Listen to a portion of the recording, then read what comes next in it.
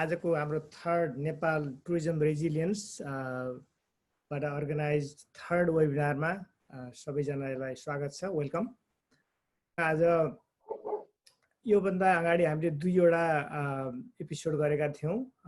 दुईवटा एपिसोडमा खास गरेर कोभिड-19 ले नेपालको पर्यटनमा ल्याएका समस्याहरू के छन्, नेपालले रिकभरीको लागि के गरिरहेको छ, नेपाल सरकारको के रोल छ भन्ने विषयमा चाहिँ हाम्रो प्राइभेट सेक्टर पब्लिक सेक्टरका प्यानलिस्टहरू आएर यसको बारेमा छलफल गर्नुभएको थियो। पहिलो दुईटा एपिसोडमा हामीले लास्ट एपिसोड चाहिँ खास गरेर डोमेस्टिक टुरिज्ममा फोकस गरेका थियौँ। त्यसमा पनि यस्तै डोमेस्टिक टुरिज्मलाई चाहिँ च्यालेन्जेस के छन्, इस्यु के छन्, यसलाई कस्तो खालको पोलिसी चाहिन्छ भन्ने विषयमा छलफल भएको थियो। यहाँ कतिजना चाहिँ फेरि पनि आउनु भएको छ, उहाँहरूलाई थाहा छ के विषयमा कुरा भयो भने। अब कति चाहिँ नयाँ पार्टिसिपेन्ट पनि हुनुहुन्छ होला, उहाँहरूलाई पनि स्वागत छ। अब आजको प्रोग्राम सुरु गर्नुभन्दा पहिला म आफ्नो छोटो परिचय दिन्छु नयाँ साथीहरूलाई। मेरो नाम चाहिँ ज्ञान न्यौपाने। म चाहिँ यो नेपाल, मेरो घर चाहिँ दाङ हो, क्षेत्र नम्बर 5। म चाहिँ हाल एरिजोना स्टेट युनिभर्सिटीमा प्रोफेसरको रूपमा काम गर्छु। खास गरेर यो sustainable tourism, protected areas, community development यस्तै विषयमा चाहिँ अमेरिका, नेपाल लगायत अन्य देशहरूमा चाहिँ मैले अध्ययन अनुसन्धान गर्छु। अब आजको प्रोग्राम चाहिँ किन कसरी भन्ने विषयमा चाहिँ अब नेपालमा पर्यटनको कुरा गर्दाखेरि we can't ignore protected areas. अब प्रोटेक्टेड एरियाको चाहिँ धेरै ठुलो भूमिका छ। खास गरेर नेपाल आउने अन्तर्राष्ट्रिय पर्यटनमा चाहिँ 60% टुरिस्टहरू चाहिँ नेपालको एउटा प्रोटेक्टेड एरिया, कम्तीमा पनि एउटा प्रोटेक्टेड एरियामा भिजिट गरेको भन्ने तथ्याङ्कबाट देखिन्छ, होइन? त्यो मात्रै नभएर प्रोटेक्टेड एरियाले चाहिँ नेपालका 20वटा संरक्षित क्षेत्रहरूले चाहिँ नेपालको झन्डै 1/4 भूभाग ओगट्या छ, होइन? अब यसमा चाहिँ नेपालको अर्थतन्त्रमा, नेपालको वातावरणमा, नेपालको चाहिँ लाइभलीहुडमा अब त्यहाँ प्रोटेक्टेड एरियाभित्र थुप्रै जनसमुदायहरू हुनुहुन्छ, त्यसको बाहिर बस्ने जनसमुदाय हुनुहुन्छ। उहाँहरूको लागि चाहिँ प्रोटेक्टेड एरियाको चाहिँ एकदमै ठुलो भूमिका छ। अब यसमा अरू क्षेत्र लगायत यो कोभिड-19 ले चाहिँ प्रोटेक्टेड एरियालाई पनि इम्प्याक्ट पारेको छ, होइन? हाम्रा राष्ट्रिय निकुञ्जहरू, संरक्षण क्षेत्रहरू, आरक्षहरूमा पनि यसको असर छ। यसको असर चाहिँ अब पर्यटनमा परेपछि राष्ट्रिय निकुञ्जहरूमा, आरक्षहरूमा पनि पर्छ, त्यहाँ बस्ने जनताको लाइभलीहुडमा पनि पर्छ। अरू त्यस्तै अब अहिले कतिपय कुराहरू सुन्नमा आइरहेको छ। अब यो कोभिड-19 गर्दाखेरि चाहिँ पोचिङ बढिरहेको छ भन्ने कुराहरू पनि आइरहेको छ। अब पोजिटिभ कुराहरू पनि होला यसमा, किनभने नेचरले चाहिँ अहिले रेस्ट पाइरहेछ, होइन? हामी लकडाउन छौँ तर नेचर चाहिँ ओपन छ अहिले, होइन? त्यो हिसाबले चाहिँ अलिकति पज गर्ने, नेचरलाई पनि थ्राइभ गर्ने अपर्च्युनिटी पनि पाइरहेको हुनसक्छ यसमा। अब यस्तै विषयमा हामी छलफल गर्छौँ आज। अब यो छलफलको लागि चाहिँ मैले 4जना प्यानलिस्टलाई चाहिँ निम्ताएको थिएँ। अब हाम्रो राष्ट्रिय योजना आयोगको डाक्टर ओली चाहिँ अहिलेसम्म आउनु भएको छैन, होपफुली ही विल जोइन। म अब कार्यक्रम अगाडि बढाउनुभन्दा अगाडि चाहिँ हाम्रो प्यानलिस्टहरूको चाहिँ छोटो परिचय दिन्छु। हाम्रो प्यानलिस्ट चाहिँ अब डाक्टर ओली भइहाल्नुभयो, उहाँ अहिले हुनुहुन्न, कुनै पनि बेलामा उहाँ आउन सक्नुहुन्छ। डाक्टर ओली चाहिँ खास गरेर राष्ट्रिय योजना आयोगमा यो वन, वातावरण, एनर्जी, वाटर रिसोर्सेसको पोर्टफोलियो हेर्नुहुन्छ। त्यही कारणले उहाँलाई हामीले निम्ताएका थियौँ, किनभने पार्क्स प्रोटेक्टेड एरिया चाहिँ उहाँकै प्रोफाइलभित्र पर्ने भएको हुनाले। र उहाँले चाहिँ यो राष्ट्रिय योजना आयोगभन्दा अगाडि इसिमोड, आइयुसिएनमा पनि धेरै वर्ष काम गर्नुभएको छ, धेरै लामो अनुभव छ उहाँसँग। हाम्रो दोस्रो प्यानलिस्ट हुनुहुन्छ डाक्टर महेश्वर ढकाल। डाक्टर महेश्वर ढकाल चाहिँ अहिले वन तथा वातावरण मन्त्रालयमा सहसचिवको रूपमा काम गर्नुहुन्छ। उहाँ चाहिँ क्लाइमेट चेन्ज डिभिजनको चिफ पनि हुनुहुन्छ। योभन्दा अगाडि उहाँले राष्ट्रिय निकुञ्ज विभागमा विभिन्न क्यापासिटीमा चाहिँ 5 वर्षभन्दा बढी लामो अनुभव लिइसक्नु भएको छ।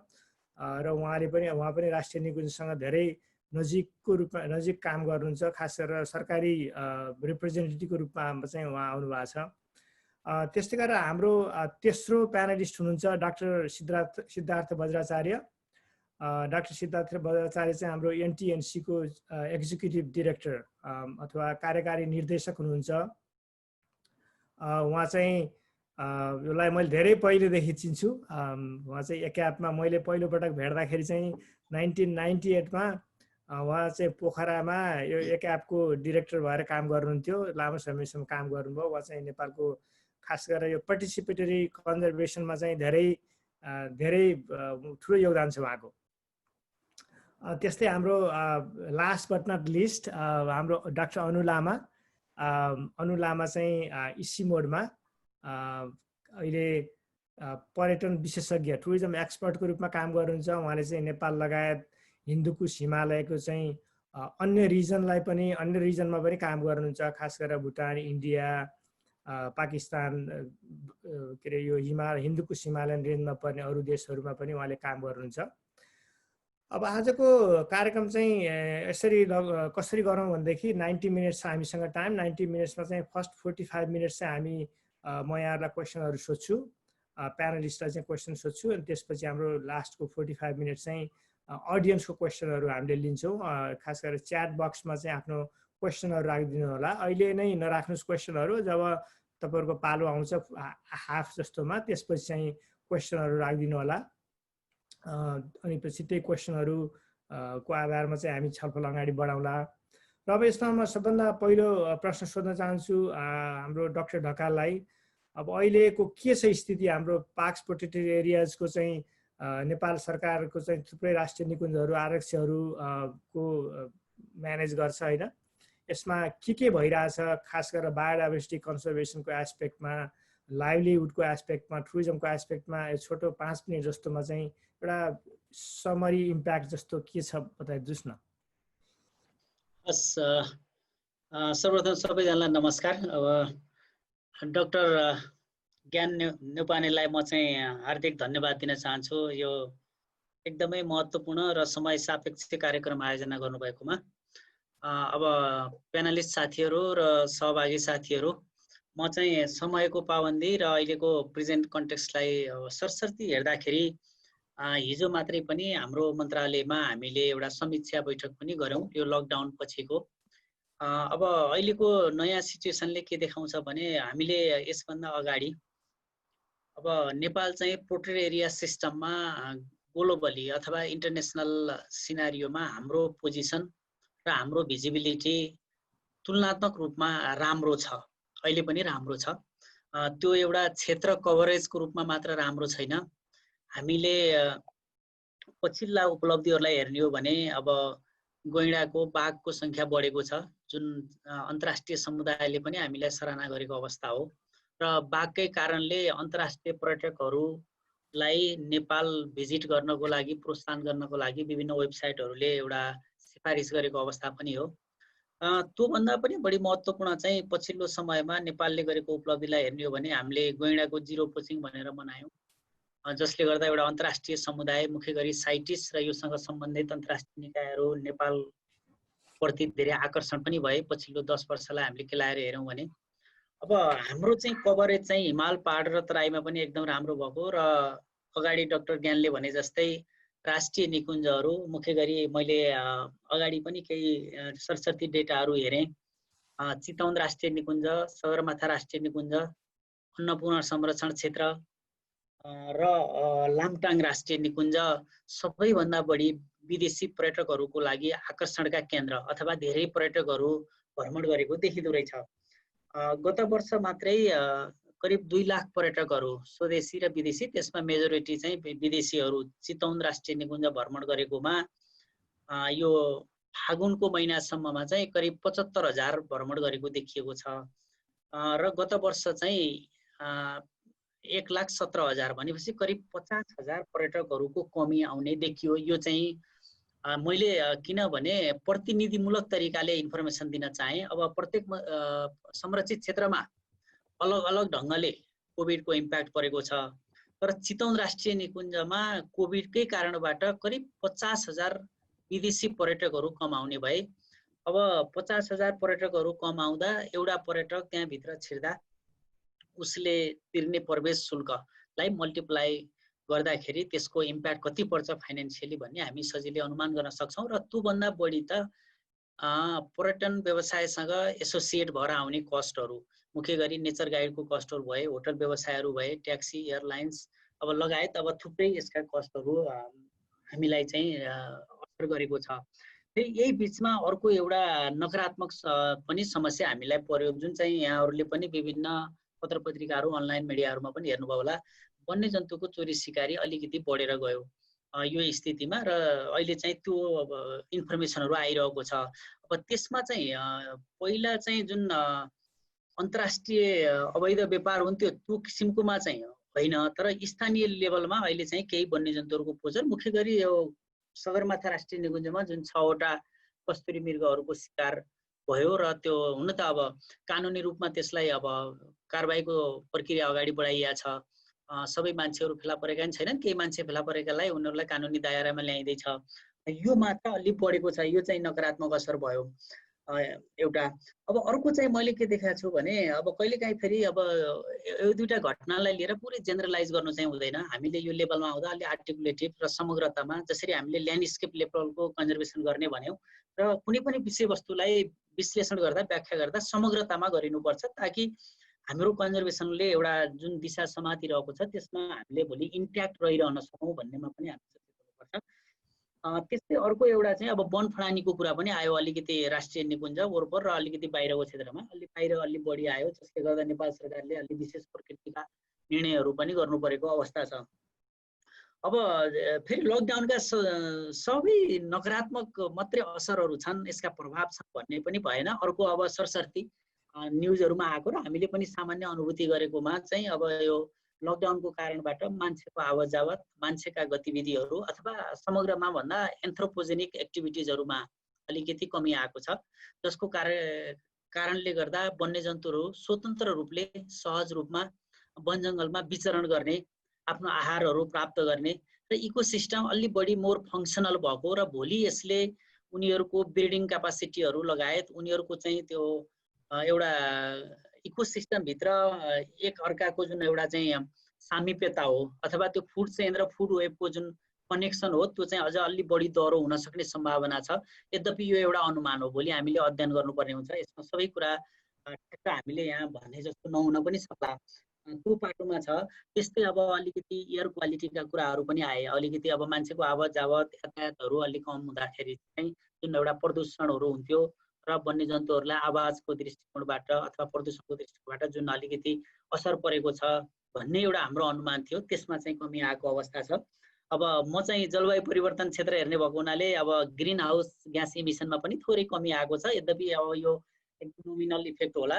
हुन त ग्लोबल रिजल्टहरूले हिजो मात्रै मैले UNFCCC को सेक्रेटरी क्योटो प्रोटोकलले एज्युम गरे अनुसार कार्बन चाहिँ धेरै मात्रामा घटेको भन्ने छ। अब तर इकोनोमिक एक्टिभिटिजहरू एकदम साइलेन्ट रहँदाखेरि कार्बन घट्यो भनेर भयङ्कर उत्साहित भइहाल्नु पर्ने त म देख्दिनँ, किनभने अल्टिमेटली भोलि इकोनोमिक एक्टिभिटिजहरू पर्फर्म गर्दाखेरि पनि घटाउन सक्यौँ भने त्यसको महत्त्व त्यहाँ त्यति बेला रहन्छ। अब समग्रमा भन्दा यसका सकारात्मक र नकारात्मक दुवै पक्ष छन्, तर अब हामी आर्थिक दृष्टिकोणबाट हेर्दा र हाम्रो होटेल होमस्टेहरू र टोटालिटीमा पर्यटन व्यवसायसँग सम्बन्धित जति पनि बिजनेसहरू छन् यो ठप्प भएको अथवा नेपाली भाषामा भन्दा चौपट भएको अवस्थामा यिनीहरूलाई भोलि कसरी रिभाइटलाइज गर्ने र कसरी फङ्सनल बनाउने भन्ने ठुलो चुनौती हाम्रो सामु थपिएको छ। यो स्थितिमा हामी जानुपर्ने हुन्छ र त्यस सकारात्मक पक्षहरूलाई हामीले अहिले जुन अब एयर क्वालिटीको कुरा अथवा यो चाहिँ वन्यजन्तुहरूको विचरणको कुरा जुन मैले गरेँ, अब यसलाई पनि हेबिटेट म्यानेजमेन्ट र यसको चाहिँ सुदृढीकरणबाट हामीहरू अगाडि जानुपर्छ। मैले चाहिँ अहिले छोटकरीमा यति मात्रै भने, फेरि पछि आउनेछु। हस्, धन्यवाद। धन्यवाद डाक्टर ढकाल। अब हामी चाहिँ हाम्रो नेक्स्ट प्यानलिस्ट डाक्टर बज्राचार्यसँग जाँदैछौँ। खास गरेर NTNC-ले चाहिँ नेपालको यो पार्टिसिपेटरी कन्जर्भेसन एप्रोचमा चाहिँ थुप्रै संरक्षण क्षेत्रहरू चाहिँ हेर्छ। अब एक्याप भयो, एउटा गौरीशङ्कर भयो, मनास्लु भयो, होइन? के छ अब हाम्रो खास गरेर यो NTNC-ले संरक्षण गर्ने क्षेत्रहरूमा चाहिँ यसको असरहरू चाहिँ कस्तो परिरहेछ, कसरी हेर्नु भएको छ यसलाई? डाक्टर बज्राचार्य बताइदिनुहोस् न। Namaste, Professor Nyupane plus panelists and हाम्रो participant.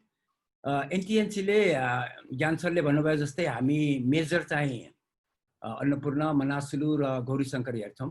म बढी फोकस एज हाम्रो डाक्टर ढकालले नेशनल पर्सपेक्टिभ दिनुभएको हुनाले म अलि बढी फोकस हाम्रो एरियाजमै केन्द्रित हुन्छु।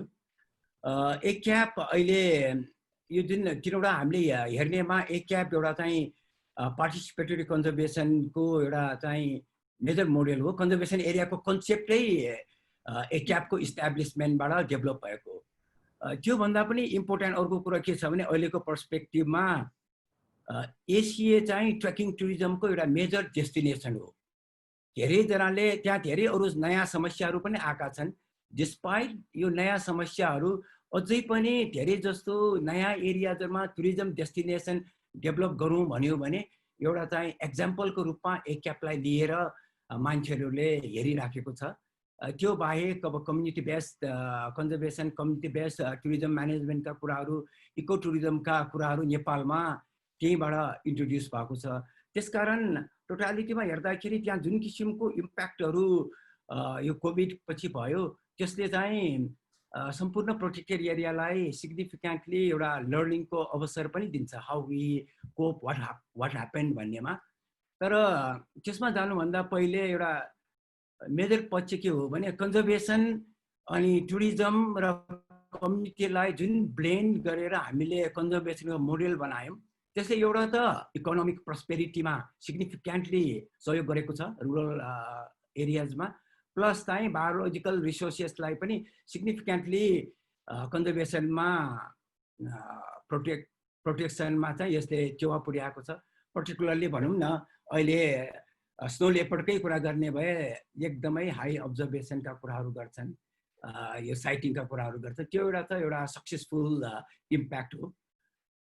कोभिडमा आउँदाखेरि अघि प्रोफेसर साहबले भने जस्तै अहिले नेचर चाहिँ ह्याप्पी छ, पिपुल मात्रै अनह्याप्पी हो।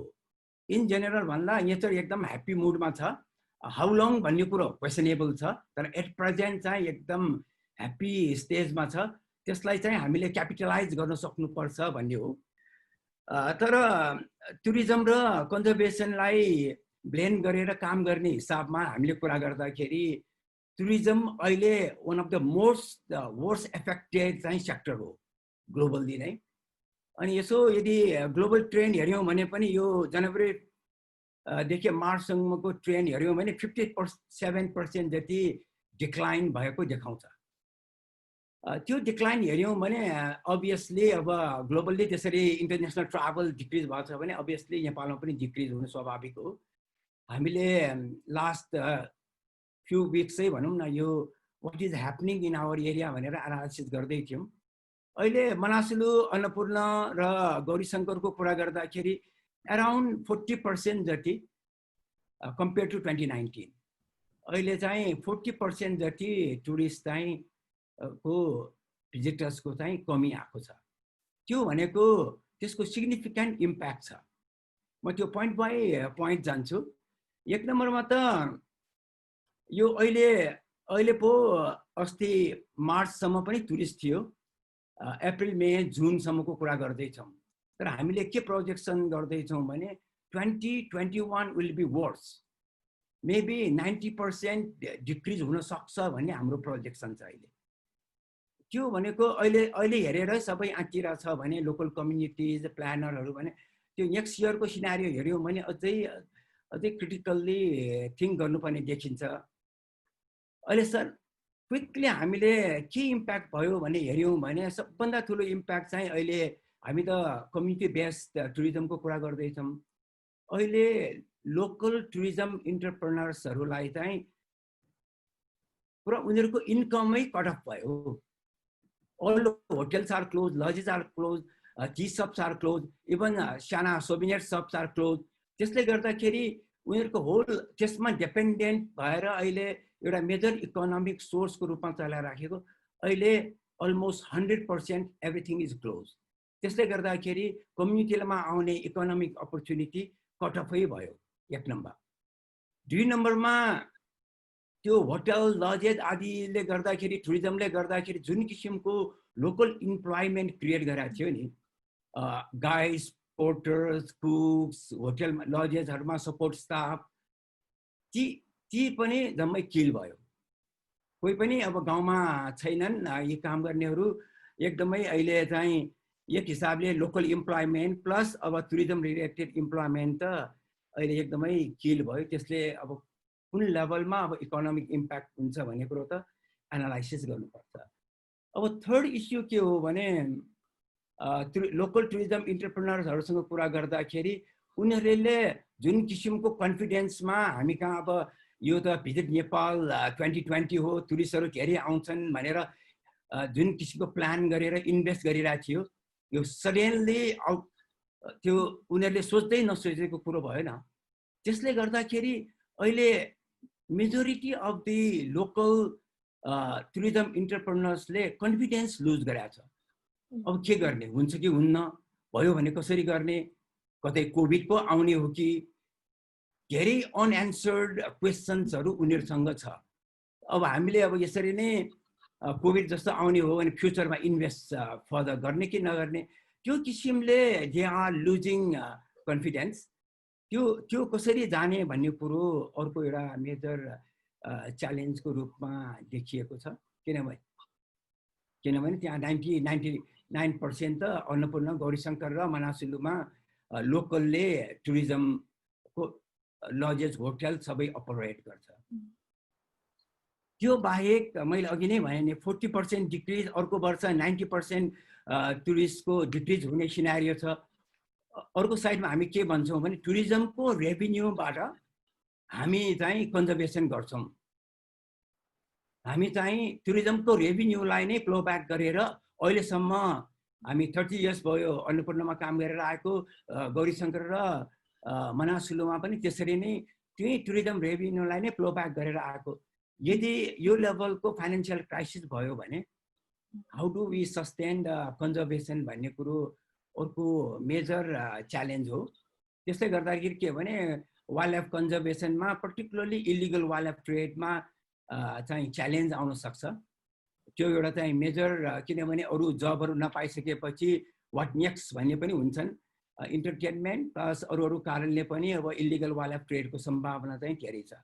तर त्यो भन्दै चाहिँ as of now there is no poaching recorded, there is no illegal felling of trees, अथवा इभन जुन अहिले त यार्ता गुम्बाको सिजन हो, तै पनि इभन त्यो यार्ता गुम्बा समेत पनि कलेक्सन गरिएको छैन।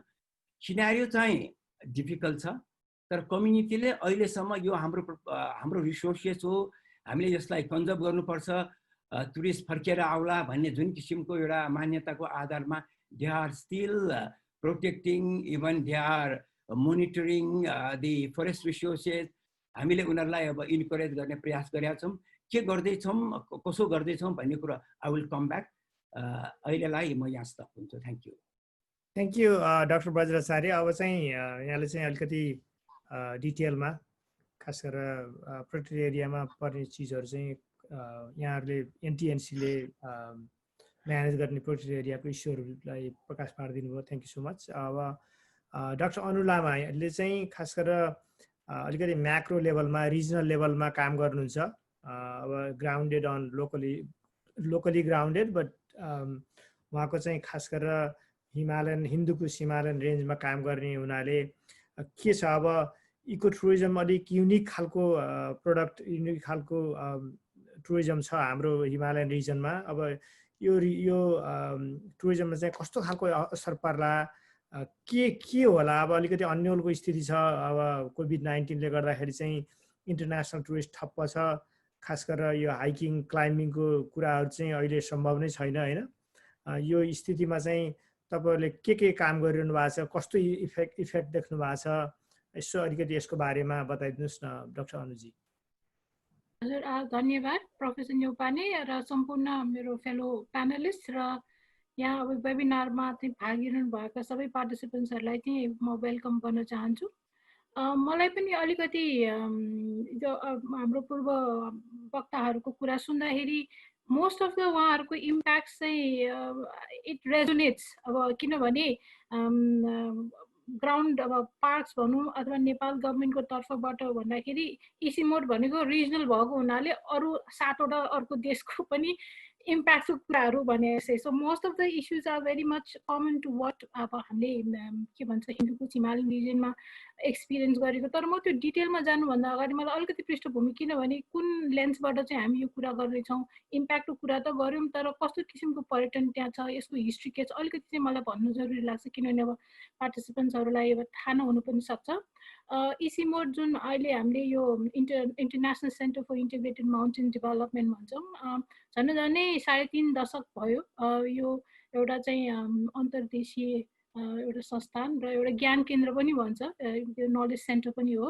र विशेष त चाहिँ यो हिन्दुकुश हिमालयन भनेर यसमा चाहिँ आबद्ध 8वटा हाम्रो सदस्य राष्ट्रहरू छ अफगानिस्तानदेखि तपाईँको म्यानमारसम्म र यो पर्वत हिम श्रृङ्खलामा चाहिँ अब हामीले भन्छौँ हाम्रो डाक्टर ढाकालले पनि भनिसक्नु भएको छ कि बायोडाइभर्सिटीको कुराहरू लिएर वाइल्ड लाइफको कुराहरू भन्दाखेरि यो ग्लोबल एसेट जुन हिमालयन रेन्जेस ग्लोबल एसेट के को लागि भन्दाखेरि ऊर्जा भयो खाद्य भयो पानीहरू भयो अब के भन्छ वनदेखि अनि कार्बनदेखि होइन यो चाहिँ एउटा ग्लोबल एसेट हो तर यसैको महत्त्वलाई बुझेर चाहिँ यो इसी मोडले चाहिँ हिम श्रृङ्खला त्यहाँको अब ल्यान्डस्केपहरूदेखि लिएर र महत्त्वपूर्ण चाहिँ विषय चाहिँ त्यहाँ अब त्यस क्षेत्रका बासिन्दाहरूको लागि चाहिँ एउटा हाम्रो सिद्धार्थ सरले भने जस्तै संरक्षण र विकासको चाहिँ एउटा ब्यालेन्स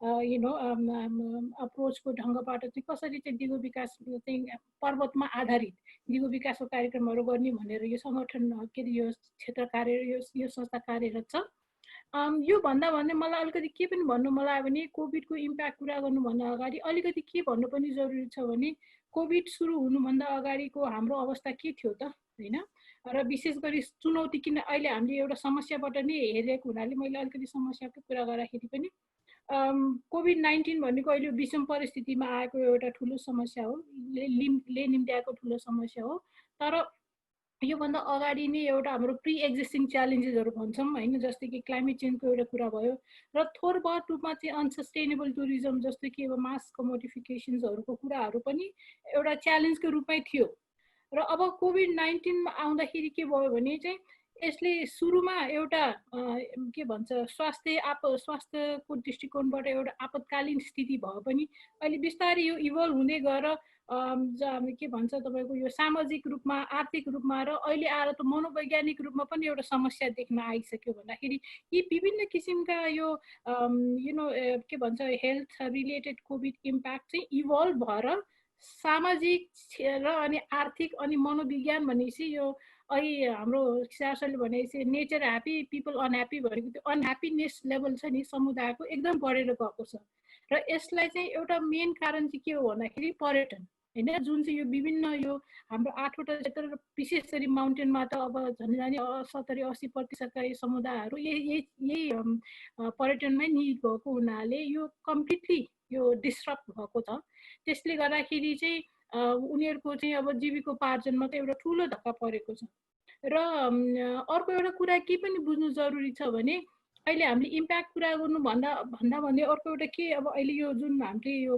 जब यो नोभेम्बर महिनाबाट सुरु भयो हैन यो भाइरसको अब एउटा किसिमको रिपोर्टिङ भनौँ न केसेस रिपोर्ट भएदेखि अहिलेसम्म आउँदाखेरि के छ भने तपाईँको पर्यटनमा विभिन्न क्षेत्रमा लागेका समुदायहरूको एक किसिमको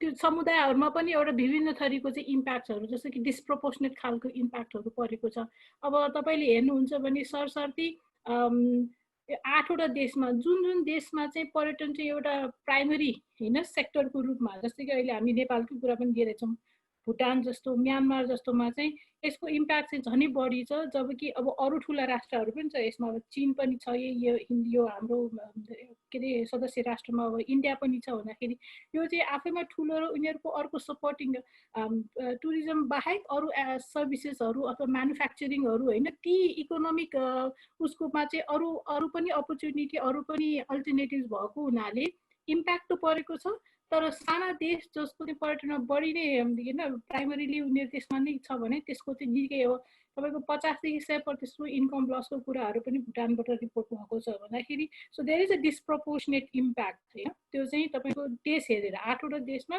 level of impact is quite different र अर्को चाहिँ जब लसेसको कुराहरू पनि आएको छ जब लसको कुराहरू गर्दाखेरि चाहिँ जस्तै कि अहिले हामीले भनेछौँ म फेरि भुटानकै इक्जाम्पल पनि दिन्छु तपाईँको भुटानमा विशेष गरेर पर्यटनको चाहिँ अहिले रिपोर्ट के छ भने झन्डै 50,000 जति जनशक्तिहरू भनौँ न जुन पर्यटनमा लागेको हो उनीहरूको चाहिँ कम्प्लिटली उनीहरू चाहिँ जब लस त्योबाट चाहिँ प्रभावित भएको छ यो भनेको चाहिँ झन्डै भुटानको टोटल पपुलेसनको 6% अफ द टोटल पपुलेसन हो है अनि अब नेपालमा अब अहिले हामीले फेरि एउटा के बुझ्नु पनि जरुरी छ भने अहिले जे जति हामीले नलेजहरू रिपोर्टिङ अब चाहे हामीले डेटा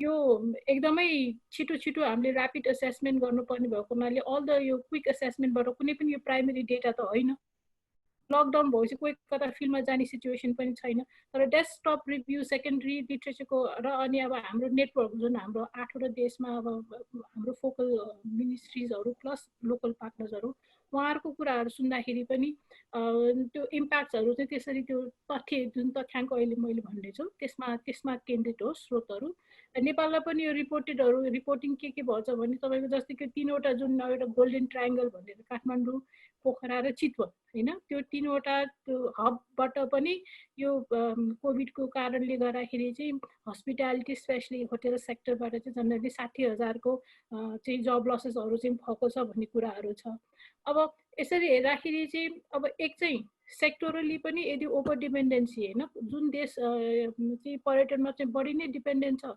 त्यसको चाहिँ एकदम ब्रडर इकोनोमीमै इम्प्याक्ट छ भने अब जब लसेसको अर्को एउटा इम्प्याक्ट भयो र अर्को चाहिँ अहिले उहाँ हाम्रो सिआर सरले पनि भन्नुभयो त्यो डिस्ट्रप्सनको कुराहरू छ नि त्यो आपूर्ति र माग होइन ट्राभल रेस्ट्रिक्सन सुरु हुनसाथ त्यो आपूर्ति र मागमा ठुलो अवरोध आएपछि के भयो भने यसले चाहिँ एउटा ठुलो सोसियल इम्प्याक्ट्सहरू पनि देखा परेको छ प्रायः जस्तो कस्तो भन्यो भने जब बिजनेस भएन बिजनेस नहुँदाखेरि अब हाम्रो जस्तो यो जुन हिमाली क्षेत्रमा चाहिँ प्रायः चाहिँ अब होमस्टेजहरू होइन एउटा स्मल एन्टरप्राइजेसहरू हुन्छ उनीहरूको क्यापिटलहरू हुँदैन उनीहरूको त्यो सेभिङ्सहरू पनि बढी हुँदैन भन्दाखेरि चाहिँ एक किसिमको जब लस भएपछि चाहिँ यसमा चाहिँ विभिन्न किसिमको सोसियल इम्प्याक्ट्सहरू स्पेसली वुमेनहरूको लागि पनि होइन त्यो असरहरू देखा परेको छ सो यसरी गर्दाखेरि चाहिँ अब अहिले त के पनि भन्न थालेको छ भने तपाईँको जे जति हामीले यो 2 दशकमा होइन यो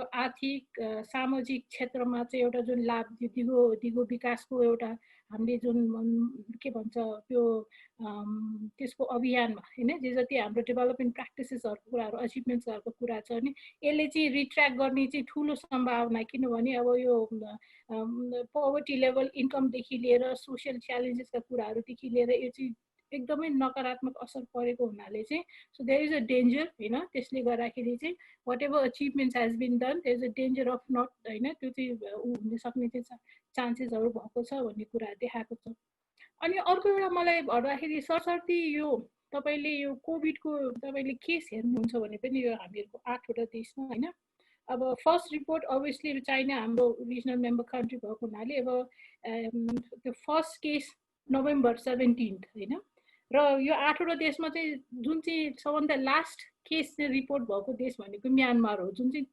म्यानमार चाहिँ 23 मार्चमा यो फर्स्ट पोजिटिभ केस चाहिँ देखा परेको छ है अब सो त्यो बाई द टाइम चाइनाबाट भनौँ त्यहाँबाट नोभेम्बर 17 नोभेम्बरबाट मार्च 23 आउन्जेलसम्म विभिन्न यो 8वटा देशहरूमा चाहिँ विभिन्न लेभलको चाहिँ डेथदेखि पोजिटिभ केसेसहरूको चाहिँ त्यो डेटाहरू छ र सरसर्ती हेर्दाखेरि जस्तै कि त्यो कन्फिडेन्स बिल्डिङको त्यो सेफ्टी एज एन भनौँ न एक किसिमको इमेजलाई पनि अहिले एउटा मेजर कन्सर्न छ नि रिकभर गर्ने हो भने विच डेस्टिनेसन्स आर सेफ कुन चाहिँ कन्ट्री सेफ छ कहाँ चाहिँ केसेसहरू होइन एकदम न्यून छ अथवा कुन देशले कन्टेन गरेको छ भनेर हेर्ने भन्ने कुरामा त्यो एङ्गलले यदि हाम्रो यो 8वटा देशमा हेर्ने हो भने चाहिँ तपाईँको भुटानमा लिस्ट इम्प्याक्ट अहिलेसम्म एउटा पनि डेथ रिपोर्टिङ छैन 0 डेथ छ अनि त्यही भएर चाहिँ अब भुटान चाहिँ is the list followed by Myanmar अनि त्यसपछि नेपाल सो 8वटा देशमा 3वटा देशहरू चाहिँ अब इम्प्याक्टको कारण है अब स्प्रेड डेथ रेट होइन अनि पोजिटिभ केसेसको रिपोर्टिङको कारणले हेर्ने हो भने 3वटा देश अहिलेसम्म कम्प्यारेटिभली 8वटामा चाहिँ अब भनौँ लेस अफेक्टेड हो र मोस्ट अफेक्टेड भन्ने हो भने अभियसली इन्डिया छ, त्यसपछि तपाईँको पाकिस्तान भयो, त्यसपछि यसलाई अलिकति पछि कुरा गरौँला है त यो अनि चाइना। सो म यही बुझाउँछु। ठिक छ, एकदम ठिक छ। अब यहाँले चाहिँ खास गरेर यो इसी मोडको मेम्बर कन्ट्रीलाई चाहिँ के इम्प्याक्ट परेछ भन्ने खालको कुरा गर्नुभयो। अब सोसल इन्जस्टिसको कुराहरू होइन। अब कोभिड-19 चाहिँ हाम्रो लाइफको एउटा मेजर इभेन्ट हो कि अब हामीले चाहिँ योभन्दा पहिले देखेको भएको पनि थिएनौँ होइन। यस्तो ग्लोबल अब जस्तै नेसनल रिजनल लेभलमा चाहिँ क्राइसिसहरू आउँथ्यो, अर्थक्वेक आउँथ्यो, हरिकेन आउँथ्यो, फ्लडिङ हुन्थ्यो होइन, अथवा सार्सकै कुरा भयो, अरू एपिडेमिकहरू पनि थिए। तर यो चाहिँ अलिकति ग्लोबल लेभलमा गएको हुनाले चाहिँ यसले सबै क्षेत्रलाई, सबै कन्ट्रीलाई, सबै ठाउँलाई चाहिँ असर पार्छ यसले, देयर इज नो क्वेसन।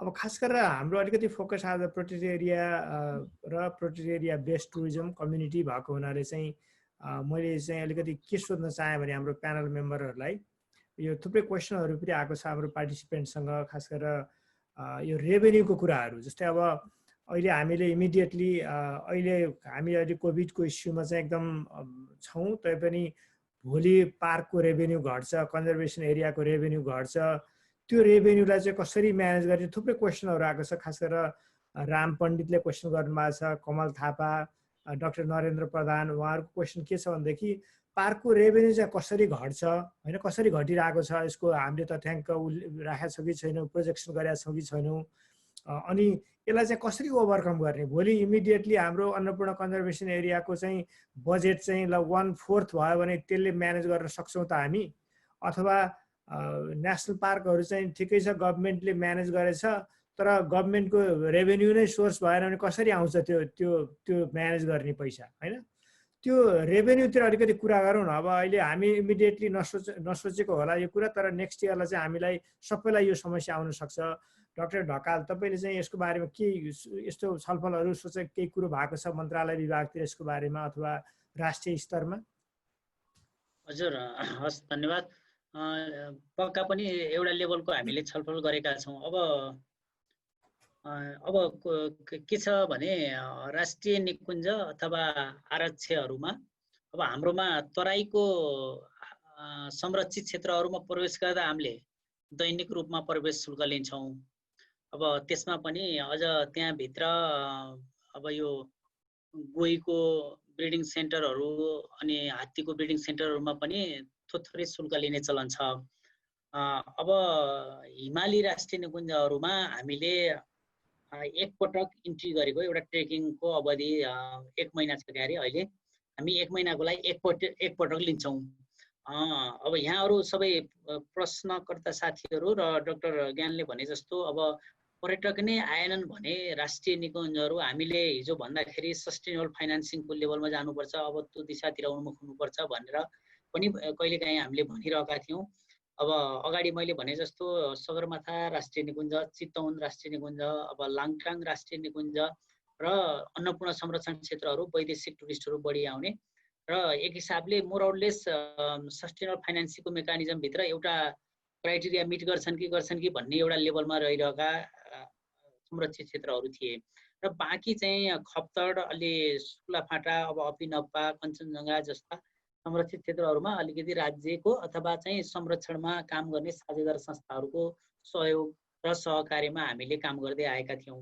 अब यो अहिलेको कोभिड-19 को कारणबाट अन्तर्राष्ट्रिय रूपमै जुन चलायमान एउटा मानव जीवन अथवा ह्युमन सिस्टम जुन हिसाबले चलिरहेको थियो र पर्यटन हाम्रो देशमा मात्र नभएर अझ हाम्रो देशभन्दा पनि अरू विदेशतिर यो एउटा मार्केट मेकानिजमको अथवा चाहिँ एउटा यो ह्युमन सिस्टमको एउटा चाहिँ सबैभन्दा चलायमान गतिविधिको रूपमा रहेको अवस्थामा अब नेपालमा जुन चाहिँ 2 किसिमले आउने, 3 किसिमले मुख्य गरी त अब 3 किसिमले, एउटा चाहिँ कल्चरल टुरिस्टहरू जो चाहिँ राष्ट्रिय निकुञ्जको बाघ, भालु, गैँडा हेर्न आउने खालको एउटा वन्यजन्तु वनस्पतिमा आधारित, अनि अर्को चाहिँ यो धर्म संस्कृतिमा आधारित पशुपति, मुक्तिनाथ, लुम्बिनी, अनि त्यसपछि जानकी मन्दिर लगायतका धार्मिक क्षेत्रहरूमा भ्रमण गर्ने टुरिस्टहरू, र तेस्रो भनेको अब ट्रेकिङ र माउन्टेन क्लाइम्बिङ हुँदै अब ल्यान्डस्केप ब्युटीहरू। अब यो 3 किसिमको मुख्य गतिविधिहरू पर्फर्म गर्न आउने जुन टुरिस्टहरू थियो र हामीले केही आर्थिक स्रोतहरू त्यसबाट जुटाइरहेका थियौँ, त्यो राजस्वको तर्फबाट अथवा चाहिँ अरू विभिन्न एक्टिभिटीको तर्फबाट। अब यो चाहिँ एक हिसाबले अब ठप्प भएको स्थिति छ। यस्तो स्थितिमा अब हामी कसरी जानुपर्छ अथवा चाहिँ यसले कस्तो असर गर्छ भनेर अहिले हामीले डाटाहरूलाई विश्लेषण गर्ने कामहरू चाहिँ गरिरहेका छौँ। तर अब अहिले अब करिब लकडाउन भनेको चैत 11बाट सुरु भएको, अब अहिले असारमा आइपुग्दा हामी करिब पुग्न 3 महिनाको हाराहारीमा हामी लकडाउनको स्थितिमा रह्यौँ र कोभिडले टोटली इम्प्याक्ट पारेको पिरियड हो। तर अझै यो पछाडि कति जान्छ भनेर अहिले नै अनुमान गर्न सकिने अवस्था छैन। यद्यपि 2020 चाहिँ यसले असर गर्ने त हामी स्वतः भन्न सक्छौँ, जबकि हामीले 2020 हाम्रो भिजिट इयर थियो र हाम्रो सपना अर्कै थियो। हामीले 2020 मा अर्को 22 मिलियन हामीले चाहिँ पर्यटकहरू थप्ने त्यस्तो किसिमको भिजनका साथ हिँडिरहेको अब हामीलाई एउटा ठेस लागेको अवस्था छ। अब यो टोटालिटीमा अब राष्ट्रिय निकुञ्जहरू नै कसरी चल्छन् अनि राष्ट्रिय निकुञ्ज वरिपरि बस्ने मध्यवर्ती क्षेत्रको जनताहरूको जुन 30 to 50% जुन रेभिन्यू कलेक्सन भएको त्यहाँ डेभलपमेन्ट लाइभलीहुडको एक्टिभिटी जान्थ्यो त्यो कसरी सिर्जना हुन्छ र अनि यतापट्टि चाहिँ टोटालिटीमा यो इको टुरिज्म नै कसरी पर्फर्म गर्छ, यसलाई रिभाइटलाइज कसरी बनाउने भन्ने कुरा चाहिँ यसलाई कसरी लिनुपर्छ जस्तो लाग्छ भने हामी अहिले हिजो ब्लकेड गरेको अथवा भूकम्प गएको जस्तो अवस्थामा छैनौँ। अहिले राज्यको कुनै पनि सेगमेन्ट अथवा समाजको कुनै पनि सेगमेन्ट यसबाट अछुतो छैन, हामी सबै यसबाट प्रभावित छौँ। यस्तो स्थितिमा हामीले एउटा कलेक्टिभ इफोर्टहरू के गर्न सक्छौँ भन्ने कुराहरूमा हामी जानुपर्छ। अदरवाइज फेरि राज्यले सबै कुरा गरिदिने भनेर चाहिँ निजी क्षेत्र बस्ने, निजी क्षेत्रले गर्नुपर्छ भनेर राज्य बस्ने, अथवा हामी एज अ इन्डिभिजुअल पनि।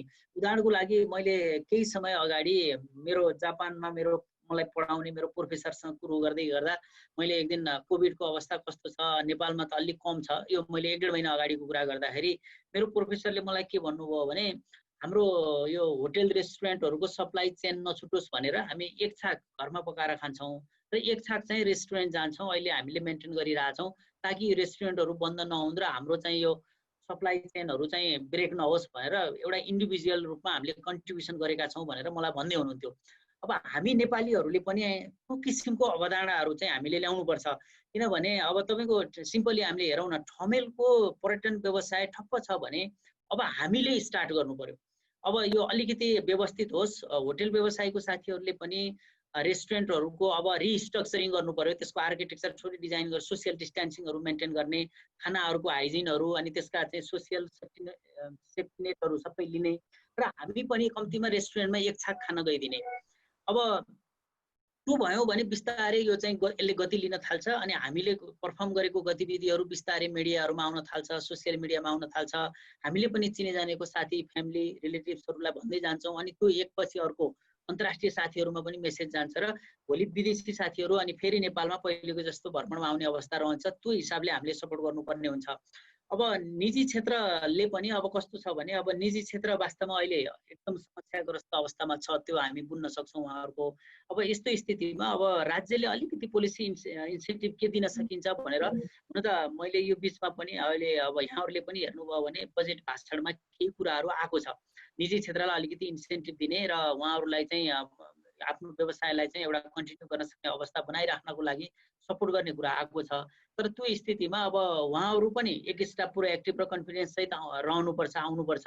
राज्यले पनि एउटा वातावरण चाहिँ सिर्जना गर्नुपर्ने हुन्छ र हामी जोइन्टली जानुपर्ने हुन्छ। अब यसमा कसैले पनि एउटा पक्षको मुख ताकेर अर्को पक्षको आश गरेर बस्ने अवस्थाबाट हामी अलि मुक्त हुनुपर्छ। अब अलिकति यहाँहरूले अझ भन्न खोजेको चाहिँ जस्तै अब मैले सिधै समस्या चाहिँ जुन मध्यवर्ती क्षेत्रहरू हामीले नेपालको प्रोटेक्ट एरिया यो जनसहभागितामा आधारित पार्टिसिपेटरी, किनभने पहिला हामी चाहिँ एकदम आर्मी र हाम्रो कर्मचारीबाट राज्य स्टेट मेकानिजमबाट हामीले चलायौँ। पछि हामी अनुभव गर्दै जाँदा यो इन्टिग्रेटेड कम्युनिटी डेभलपमेन्ट एप्रोचमा आयौँ र पछि बफर जोन र अनि कन्जर्भेसन एरियाहरू आउँदाखेरि नेपालको पहिचान एउटा आइडेन्टिटी भनेको कम्युनिटी बेस पिपुल पार्टिसिपेसनमा आधारित जुन संरक्षणमा हामी परिचित छौँ। अब जनताले कुनै पनि इन्सेन्टिभ पाएनन् भने उनीहरूलाई मोटिभेसन केही पनि नहुन सक्ने सम्भावना हाम्रो यहाँ अगाडि देखिन्छ। यस्तो स्थितिमा हामीले अलिकति गभर्मेन्टले चलाखीपूर्ण तरिकाले खेल्नुपर्ने भूमिका भनेको अलिकति नेचर बेस्ड टुरिज्ममा इन्टरनेसनल सपोर्टहरू ल्याउनको लागि हामीले पहल गर्नुपर्छ भन्ने हाम्रो धारणा हो। यसमा अब यो वर्ल्ड ब्याङ्कको सपोर्टमा एउटा नेचर बेस्ड सोलुसन एउटा आयोजना ठुलै स्तरको आयोजना पनि हामीले ल्याउनको लागि पहल भएको छ र त्यो चाहिँ यही आगामी आर्थिक वर्षबाट सुरु हुँदैछ। यद्यपि यो कोभिड नभएको भए पनि त्यो आउनेवाला थियो। त्यो चाहिँ पहिला चाहिँ हामीले यो भिजिट इयर 2020 अनि अलिकति प्राइभेट सेक्टरलाई अलिकति अनबोर्ड गरेर यो नेपाल चाहिँ मोस्ट एट्र्याक्टिभ डेस्टिनेसन बनाउने हिसाबमा हामीले अगाडि सरेर काम गर्न खोजेको। तर अहिले कोभिड आइदिइसकेपछि अब नेचर बेस्ड सोलुसनका आयोजनाहरूमा हामीले खोजी गर्नुपर्ने हुन्छ र हामी त्यो लाइनमा लागेका छौँ। यद्यपि अब एउटा चाहिँ कस्तो छ भने अजिलो परिस्थिति पनि अब अन्तर्राष्ट्रिय समुदाय पनि एकदम अजिलो परिस्थितिमा छ। यस्तो स्थितिमा अब थोरै अब मैले भन्दाखेरि बायोडाइभर्सिटी र क्लाइमेट चेन्जका कुराहरूलाई अलिकति जोडेर अब क्लाइमेट चेन्ज र कोभिडलाई एकैचोटि डिल गर्ने गरी गइएन र त्यसलाई चाहिँ ग्रिन जबसँग तपाईँले चाहिँ लिङ्केज गर्न सक्नु भएन भने तपाईँको चाहिँ अब आइसोलेसनमा एउटा मात्रै पाटोलाई हेरेर हुने अवस्था चाहिँ देखिँदैन। अब तपाईँले हाइड्रो पावरको कुरा गर्नुहोस् अथवा कुनै अर्को डेभलपमेन्ट इन्फ्रास्ट्रक्चरको कुरा गरौँ, सबैलाई समग्रतामा लिएर जानुपर्ने हुन्छ। अनि रिसर्च पाटाहरूमा हामीले अलिकति जोड दिनु पर्यो। अब यो पहिलाको क्लासिकल रिसर्चबाट हामी अलिकति माथि उठ्नुपर्छ भन्ने पनि लाग्छ मलाई। हुन त अहिले अब 2-4वटा युनिभर्सिटीहरू पनि आएको छन्। अब धेरै हामीले यो साना साना भाइ बहिनीहरू जो युनिभर्सिटीमा अहिले अध्ययनरत हुनुहुन्छ उहाँहरूको लागि अपर्च्युनिटीहरू क्रिएट गरेर अलिकति सपोर्टका साथ जानुपर्छ भन्ने आएको छ। अलिकति पर्यटन व्यवसाय, अध्ययन अनुसन्धान र अनि त्यसपछि बिजनेसलाई अलिकति सँगै ल्याउनु पर्यो। र बिजनेसमा मैले एउटा जोड्न खोजेको चाहिँ के भने हामीले भोलि रिभाइटलाइज गर्ने हो भने यो अगाडि डाक्टर सिद्धार्थले नै थोरै भन्दै हुनुहुन्थ्यो, यो सुभेनियरहरू मैले चाहिँ जति पनि म सौरा जान्छु अथवा लेक साइड पोखरा जान्छु अथवा ठमेलमा जान्छु 80-90% चाहिँ सुभेनियर चाहिँ विदेशबाट आएको हुन्छ र व्यवसायहरू चाहिँ त्यो मार्जिनमा मात्रै इन्जोय गरेको अवस्था देखिन्छ। अब हामीले यो कोभिडले हामी यो लकडाउन भएर घर बसेको अथवा आफ्नो व्यवसायमा अब फर्कन लागेको बेलामा पर्यटन व्यवसायलाई माथि उठाउनको लागि अर्ग्यानिक फार्मिङ र लोकल फुड्सहरूदेखि लिएर सोभेनियरका प्याकेजहरू अथवा आइटम्सहरूमा नयाँ नयाँ इनोभेसन्सहरू हामीले ल्याउनु पर्यो। यो चाहिँ अगाडि फेरि मैले के भन्छु भने सबै क्षेत्र मिलेर ल्याउने हो। यो मैले फेरि यो गभर्मेन्टले ल्याउने अथवा निजी क्षेत्रले मात्रै ल्याउने अथवा सिभिल सोसाइटीले मात्रै ल्याउने नभनेर सबै मिलेर ल्याउने, त्यो हिसाबले जानु पर्यो। र अर्को एउटा अपर्च्युनिटी हामीसँग के छ अहिले पछिल्लोको राजनीतिक संरचना राज्यको व्यवस्था अनुसार भन्नुहुन्छ भने हामी पहिला एकात्मक राज्य व्यवस्थाबाट हुर्क्यौँ। अब बिचमा बहुदल आयो र अहिले हामी सङ्घीय संरचनामा छौँ र अहिले हाम्रो 3 तहको सरकार छ। माथि फेडरल सरकार छ अनि बिचमा प्रोभिन्स छ र लोकल लेभल 753वटा स्थानीय सरकारहरू छन्। अब पछिल्लो समयमा अब काम कति भएको छ त्यो मूल्याङ्कन गरौँला। तर अहिले सङ्घीयता नेपालमा आइसकेपछि स्थानीय सरकारहरूले जुन बजेट परिचालन र गर्नुभएको छ अथवा मोबिलाइजेसन गर्नुभएको छ यो चाहिँ एमेजिङ छ।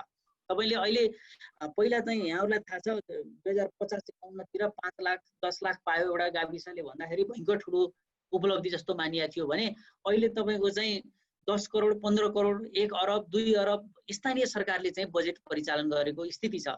यस्तै स्थितिमा अलिकति हामीहरू जो चाहिँ पोलिसी मेकर अनि प्राइभेट सेक्टर अनि अझ स्पेसली अध्ययन अनुसन्धान गर्ने जो जति साथीहरू छौँ अथवा समाजका हरेक तह र तबकाका जो वर्ग छौँ हामीले त्यो स्थानीय तहमा गएको पैसालाई अलिकति ग्रिन जब क्रिएट गर्ने खालको अलिकति तपाईँको चाहिँ इम्प्लोयमेन्ट र इन्कमहरू जेनेरेट गर्ने खालको र समग्रमा भन्दा प्रोडक्टिभिटी वृद्धि गर्ने खालको एक्टिभिटिजहरूमा हामी जान सक्यौँ भने पर्यटन व्यवसाय पनि ठाउँमा भोलि ट्र्याकमा आउँछ। हजुर मैले सकिहालेँ सर। पर्यटन व्यवसाय पनि आफ्नो ट्र्याकमा आउँछ र हाम्रो चाहिँ जुन अब अहिले सरकारले चाहिँ यो समृद्ध नेपाल सुखी नेपाली भनेर जुन एउटा चाहिँ समृद्धिको नारा लिएको छ त्यसलाई पनि समग्रतामा सपोर्ट गर्छ भन्ने चाहिँ लाग्छ। हस्, धन्यवाद। अब हामीसँग चाहिँ बिचमा एक्चुअली डाक्टर सिद्धार्थ बज्राचार्य चाहिँ डिस्कनेक्ट हुनुभएको थियो, फेरि ब्याक आउनु भएको छ र हाम्रो प्यानल मेम्बर चाहिँ doctor Krishna Oli honourable member of National Planning Commission उहाँ अहिले हामीसँग आउनुभएको छ। ओली सर हामीले भनेको खास सुनिरहनु भएको थियो होला, अघि चाहिँ त्यो भिडियोमा चाहिँ हामी देख्न सकेनौँ अनि हामी चाहिँ खास गरेर यो 5 मेरो सुनिँदैछ कि छैन? सुनिया छ। म चाहिँ हजुर मेरो अगाडिको कुरा सबै डिस्कनेक्ट भयो। अगाडिका कुरा मैले अलिअलि पार्सियल मात्रै सुने।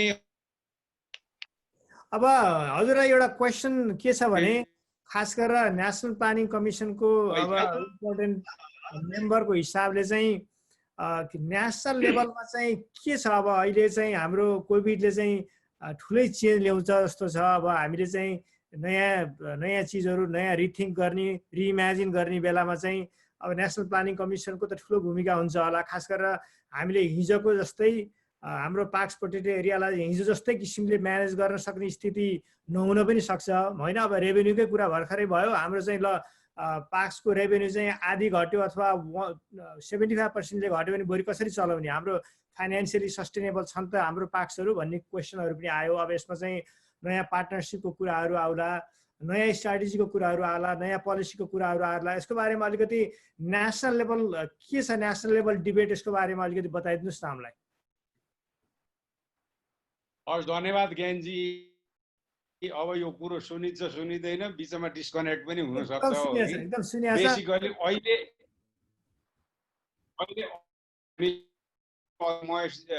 डाक्टर महेश्वर ढकालजीले धेरै कुरो बताउनु भयो होला नेपालको बारेमा, अनि हाम्रो अनुजीले यसो वरतिर परतिरका ज्ञानगुणका कुरा पनि ल्याउनु भयो होला पहाड मधेसतिरका हो कि। अब हाम्रो कुरो चाहिँ असली कुरो चाहिँ म बताउँछु तपाईँलाई। अहिलेको वर्तमान कन्टेम्पोरेरी कन्टेक्स्टमा हामीले यो कोभिडको कारणबाट कति रेभेन्यू लस भयो, कति के भयो। कोभिड भन्नाले हाम्रो नेपालीमा फागुन 28 गतेदेखि यता लागिसकेपछि हामीले चाहिँ के गर्यौँ भन्दाखेरि यसको त एकदम लार्ज इम्प्याक्ट हुन्छ, इकोनोमिक इम्प्याक्ट त त्यो भनिरहनु परेन। त यसलाई चाहिँ हामीले जम्मा 4वटा स्टेज र सिनारियो गर्ने भनेर चाहिँ एउटा नेसनल लेभलको स्टडी सुरु गरेका छौँ। हरेक सबै सेक्टरहरू त्यसभित्र पर्छ। अहिलेसम्म म चाहिँ यसले यो सेक्टरमा यति इम्प्याक्ट पर्यो भनेर क्याटेगोरिकली स्ट्याटिस्टिकल्ली डाटा सहित भन्ने अवस्थामा छैनौँ। हामीले गरेको के छ भन्नुहुन्छ भन्दाखेरि 27 सम्मको हाम्रो रेभेन्यू कसरी उठेको थियो, हाम्रो ग्रोथ इकोनोमिक ग्रोथ कुन डिरेक्सनमा गएको थियो र इकोनोमिक प्रोडक्सन कस्तो भएको थियो भन्ने कुरोहरू हामी त्यहाँसम्म ठ्याक्क छ। त्यस पछाडि आएर असार हामीले 3 महिनामा चाहिँ कम हुन्छ होला भन्ने सोचेका थियौँ। भनेपछि फागुन 28 गतेसम्मको एउटा सिनारियो त्यो हामीसँग छ। अब असार 30 गतेसम्ममा चाहिँ कस्तो हुन्छ होला त, यो यसरी नै कन्टिन्यू हुन्छ त्यहाँबाट अलिकति तल झर्छ भन्ने हाम्रो सोच थियो। अब एउटा पाटो त्यो भयो। अब त्यहाँ पनि नभइसकेपछि अब यो भी सेपमा जाने हो कि, अब त्यस पछाडि यु सेपमा जाने हो कि, अथवा एल सेपमा जाने हो, वी डोन्ट नो होइन। त्यस कारणले गर्दाखेरि हजुर डब्ल्यू सेपको कुरा पनि छ भने अब डब्ल्यू सेप पनि देख्दिन लाग्यो कतै कतै त्यो छ। अब त्यस कारणले गर्दाखेरि यी 4वटा सिनारियो भनेपछि फागुन 28 गतेसम्मको एउटा, असारको 30 गतेसम्मको एउटा, असारभरिको, त्यस पछाडि अनि त्यहाँबाट यदि बिग्रेर गयो भनेदेखि कतातिर जान्छ एउटा सिनारियो, अर्को चाहिँ ग्रेजुअल प्रोग्रेसनमा डेभलप हुँदै जान्छ भन्ने यो स्टडी हामीले गर्दैछौँ। र यो चाहिँ हाम्रो अब यही असारको अन्तिमसम्ममा चाहिँ एउटा रिपोर्ट आउँछ। हामी काम यसमा गरिरहेका छौँ र नेपाल सरकारका सम्पूर्ण आर्थिक क्रियाकलाप भएका जति पनि हाम्रा मिनिस्ट्रीहरू छन् ती सबै मिनिस्ट्रीहरू यसमा इन्भल्भ छौँ भनौँ हामी, र यो एउटा काम गर्दैछौँ। अब अहिले डाक्टर साहबले भन्नुभयो के भन्दाखेरि देयर इज अपर्च्युनिटी अल्सो भन्ने कुरो। अर्को प्रश्न आयो रेभेन्यूको। अब प्रोटेक्टेड एरियाकै रेभेन्यूबाट चाहिँ हेर्ने हो भनेदेखि त्यति सिग्निफिकेन्ट त्यत्रो ठुलो रेभेन्यू प्रोटेक्टेड एरियाबाट देखिएको छैन। जस्तो पोहोर सालको अहिले डाक्टर ढकालज्यूले भन्नुभयो होला करिब त्यही 40 करोड जति कि कति त्यस्तै देखा परेको छ टुरिज्मको सेक्टरबाट खास गरी। त्यस कारणले गर्दा सिग्निफिकेन्ट कन्ट्रिब्युसन चाहिँ रेभेन्यूमा प्रोटेक्टेड एरियाको छैन। तर अब टुरिज्म सेक्टरलाई चाहिँ जुन क्याटर गर्ने एउटा डिसिप्लिनको रूपमा जुन छ त्यो चाहिँ महत्त्वपूर्ण, एकदम महत्त्वपूर्ण छ। अब यसमा 2-3वटा कुरा हेरिन्छ। टुरिज्ममा हेर्दाखेरि एउटा सिम्पल लोकल लेभलमा हेर्दाखेरि चाहिँ खास गरिकन प्रोटेक्टेड एरिया सिस्टम छ, त्यो इकोसिस्टममा चाहिँ जो नेचर बेस्ड टुरिज्ममा जाने भनेको छ। नेसनल स्ट्राटेजीमा चाहिँ हामीले के गरेका छौँ, सबभन्दा ठुलो एउटा मेजर ट्रान्सफर्मेटिभ प्रोग्राम हुन सक्छ यो भनेर प्रकृतिमा आधारित पर्यटन भनेर हामीले राखेका छौँ र यसैलाई फोकस गरेर हो। तर यसमा चाहिँ जो अब एडभान्चर टुरिज्म छ अर्को मेजर पार्ट हाम्रो टुरिज्मको, त्यो पनि प्रकृतिसँगै रिलेटेड हो र यसको अहिले बेसिक मैले भन्नु पर्दाखेरि चाहिँ के छ भने डाक्टर साहब अहिले यसको चाहिँ तथ्य खास अथेन्टिक डेटाहरू हामीसँग छैन। We are working towards that direction. यसमा यसको इम्प्याक्टबाट रेभेन्यूमा कति प्रभाव पर्यो, पर्टिकुलरली यो फरेस्ट सेक्टरमा भनौँ, अहिले त ओभरअल फरेस्ट सेक्टरमा हेरेको छ, त्यस पछाडि त्यसैमा हेर्दाखेरि चाहिँ हामीले प्रोटेक्टेड एरिया सिस्टममा यो टुरिज्मको पाटोलाई पनि हेर्दैछौँ र यसको चाहिँ जो एक्ज्याक्ट अहिले फिगरहरू केही पनि छैन। तर there are some opportunities also. अब अपर्च्युनिटीमा चाहिँ हजुर डाक्टर ओली, हाम्रो चाहिँ अपर्च्युनिटीको बारेमा नेक्स्ट स्टेपमा कुरा गरौँ। हामी अझै पनि अलिकति च्यालेन्जेसमै फोकस छौँ, त्यसपछि अपर्च्युनिटीतिर लागौँला।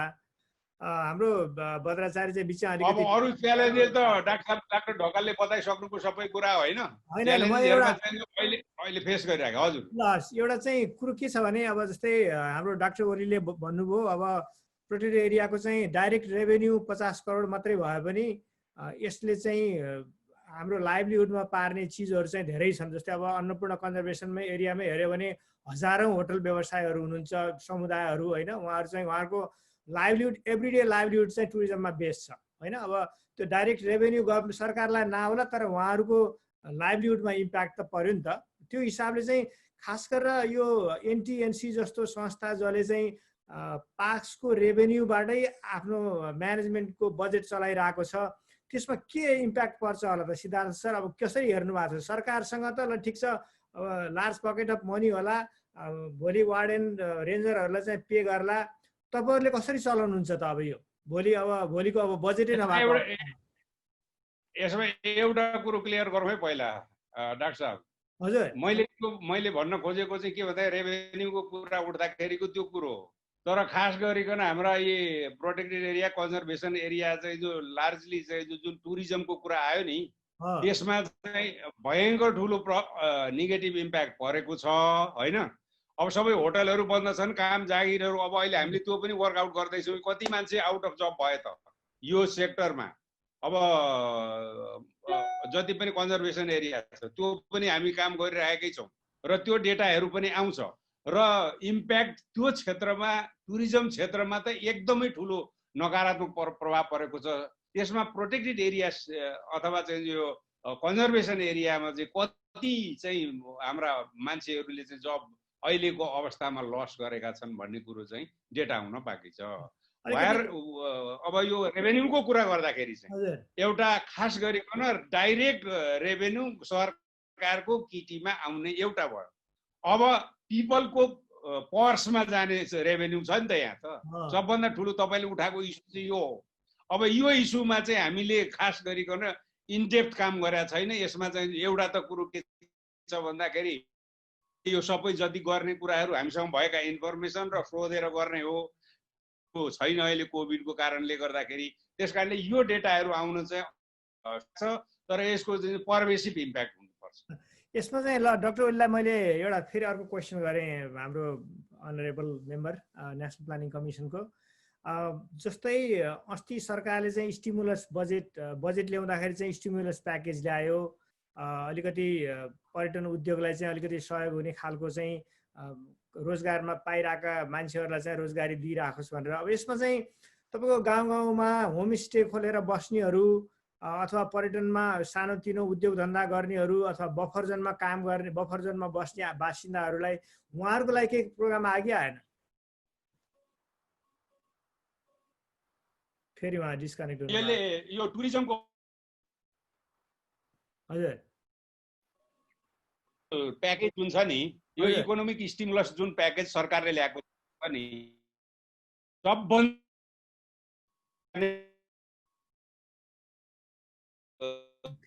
प्रोभिजनहरू छन्। कनेक्सनको अलिकति प्रब्लम आयो जस्तो छ यहाँको, अलिक सुनिएन ओली सर। यो चाहिँ अब यो टुरिज्म चाहिँ सबभन्दा ठुलो हार्ड हिट एरिया हो नेपालमा एउटा है। अब सारा सबै कुरो अब तपाईँको होमदेखि लिएर चाहिँ जो ट्राभल पारेको हुन के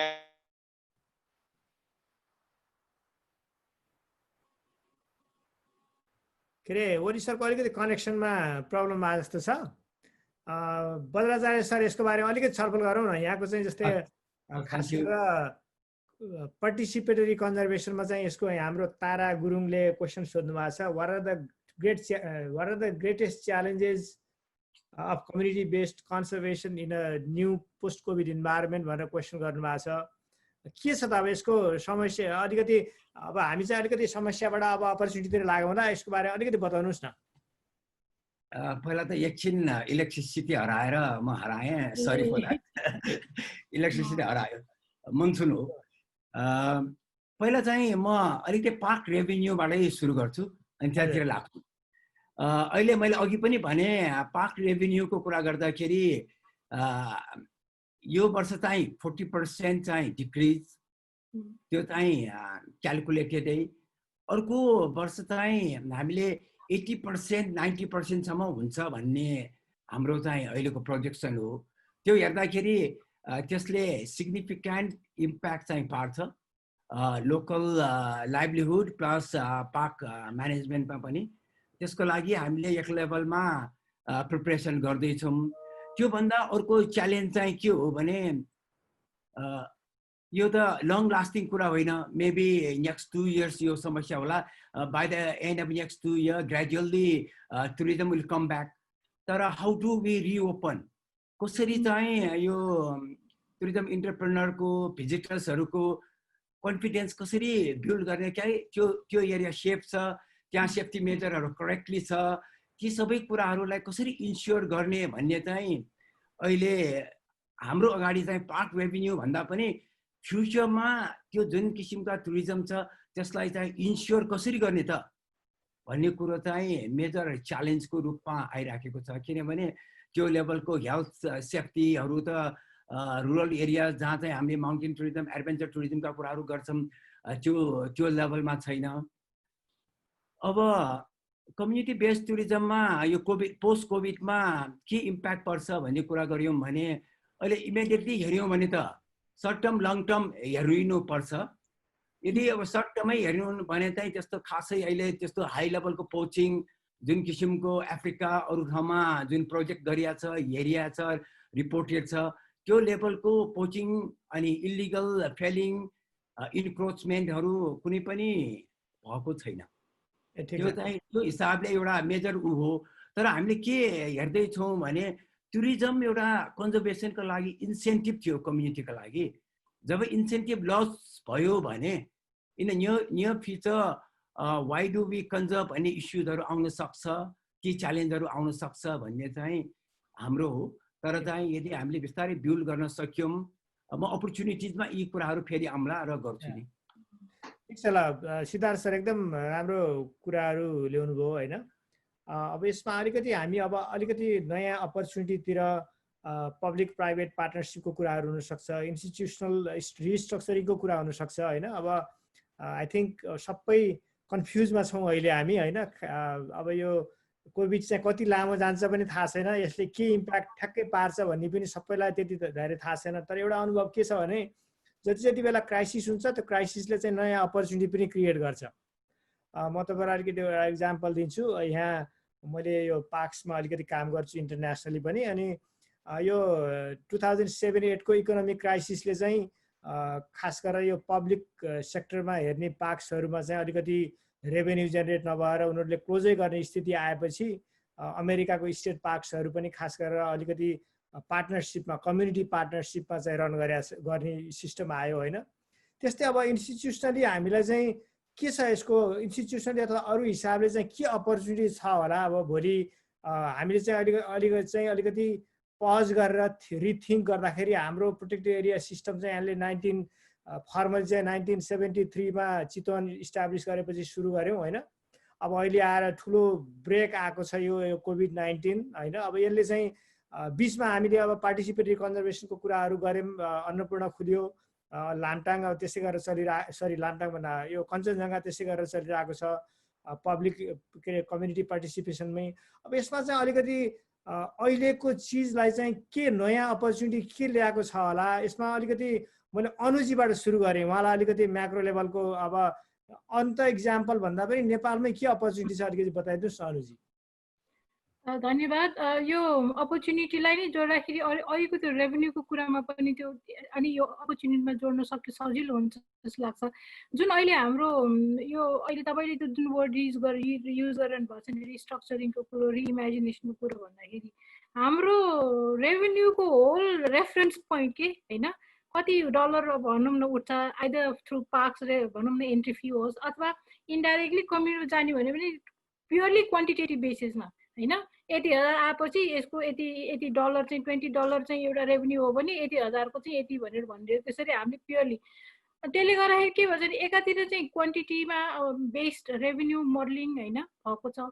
अर्को चाहिँ के छ भने नेपाल चाहिँ विगत कति भनौँ न अब यस्तै दशक भयो होला तपाईँको चिप डेस्टिनेसन के बजेट ट्राभलरको लागि भन्दा एउटा इमेजमै पनि एउटा ठुलो एउटा त्यो हाम्रो खस्किएको छ कि नेपाल भनेपछि ब्याकप्याकरको अब एक लेभलमा थियो 60-70s मा हुँदाखेरि होला। एडभेन्चर भनेको जब एडभेन्चर टुरिज्मबाट सुरु भएको त्यो नेचरलिस्टहरू एल्पिनिस्टहरू भनेको बाई डिफल्ट नै उनीहरू अलिकति होइन लेजर अथवा एक किसिमको कन्ज्युमरिजम भन्दा पनि मोर नेचरमा भएको हुनाले रेभेन्यू के बजेट ट्राभलरहरू है त्यस्तो होला। तर यो अहिले हाम्रो ओलिसाले भन्नुभयो चाहिँ as a discipline as a अब इन्डस्ट्री पनि इभल्भ भइसक्यो भनेपछि हाम्रो जो अहिले आउने टुरिस्टहरू पनि तपाईँको अब तपाईँको डेटा हेर्नुहोस् न, नेपालले विदेशमा गएर खर्च गर्ने प्रति व्यक्तिले खर्च गर्ने खर्च भन्दा एउटा विदेशीले नेपालमा खर्च गर्ने खर्च कम छ। अनि चाहिँ हामीमा हाम्रोमा स्पेन्डिङ क्यापासिटी नभएको होइन, तर नेपाल एउटा इमेज नै त्यसरी भइदियो कि इट्स अ चिपर डेस्टिनेसन भन्ने एउटा त्यो भयो। अर्को चाहिँ क्वान्टिटी भन्दा पनि हामीले क्वालिटीमा फोकस गर्ने भन्ने जुन कुरा आएको छ नि, सो त्यसको चाहिँ अपर्च्युनिटी मैले कसरी देख्छु भने तपाईँले यदि मलाई डेटामा आएर कुरा गर्न अलिकति मन लागेको छ। जस्तो कि अहिले हामीले भन्छौँ के अरे यो भिजिट नेपाल 2020 मा चाहिँ हामीले चाहिँ अब भनौँ 2 मिलियन टुरिस्ट पराउने भने प्योरली खालि हामीले नम्बरमा मात्रै ध्यान दिन्छौँ। तर यदि हामीले 2 मिलियन टुरिस्टको सट्टा बरु 1 मिलियन नै लिएर आउँ, तर त्यो 1 मिलियन टुरिस्टभित्र कस्तो किसिमको चाहिँ हाम्रो यो टुरिस्ट डेमोग्राफीहरू कस्तो किसिमको छ, कतिजना चाहिँ मध्यमवर्गीय प्रोफेसनल लेभलकाहरू होइन, कतिजना वुमेन ट्राभलर्सहरू छ, कतिजना चाहिँ अलिकति भनौँ न सिल्भर जेनेरेसन भनेर अहिले कुरा गर्छ। सिङ्गापुरदेखि विभिन्न देशहरूमा अबभ 60 भनेको त one of the most lucrative market हो, किन उनीहरूसँग डिस्पोजेबल इन्कम पनि हुन्छ, उनीहरूले हाई क्वालिटीको सर्भिस खोज्छ तर पैसा पनि उनीहरूले मनअघि खर्च गर्छ होइन।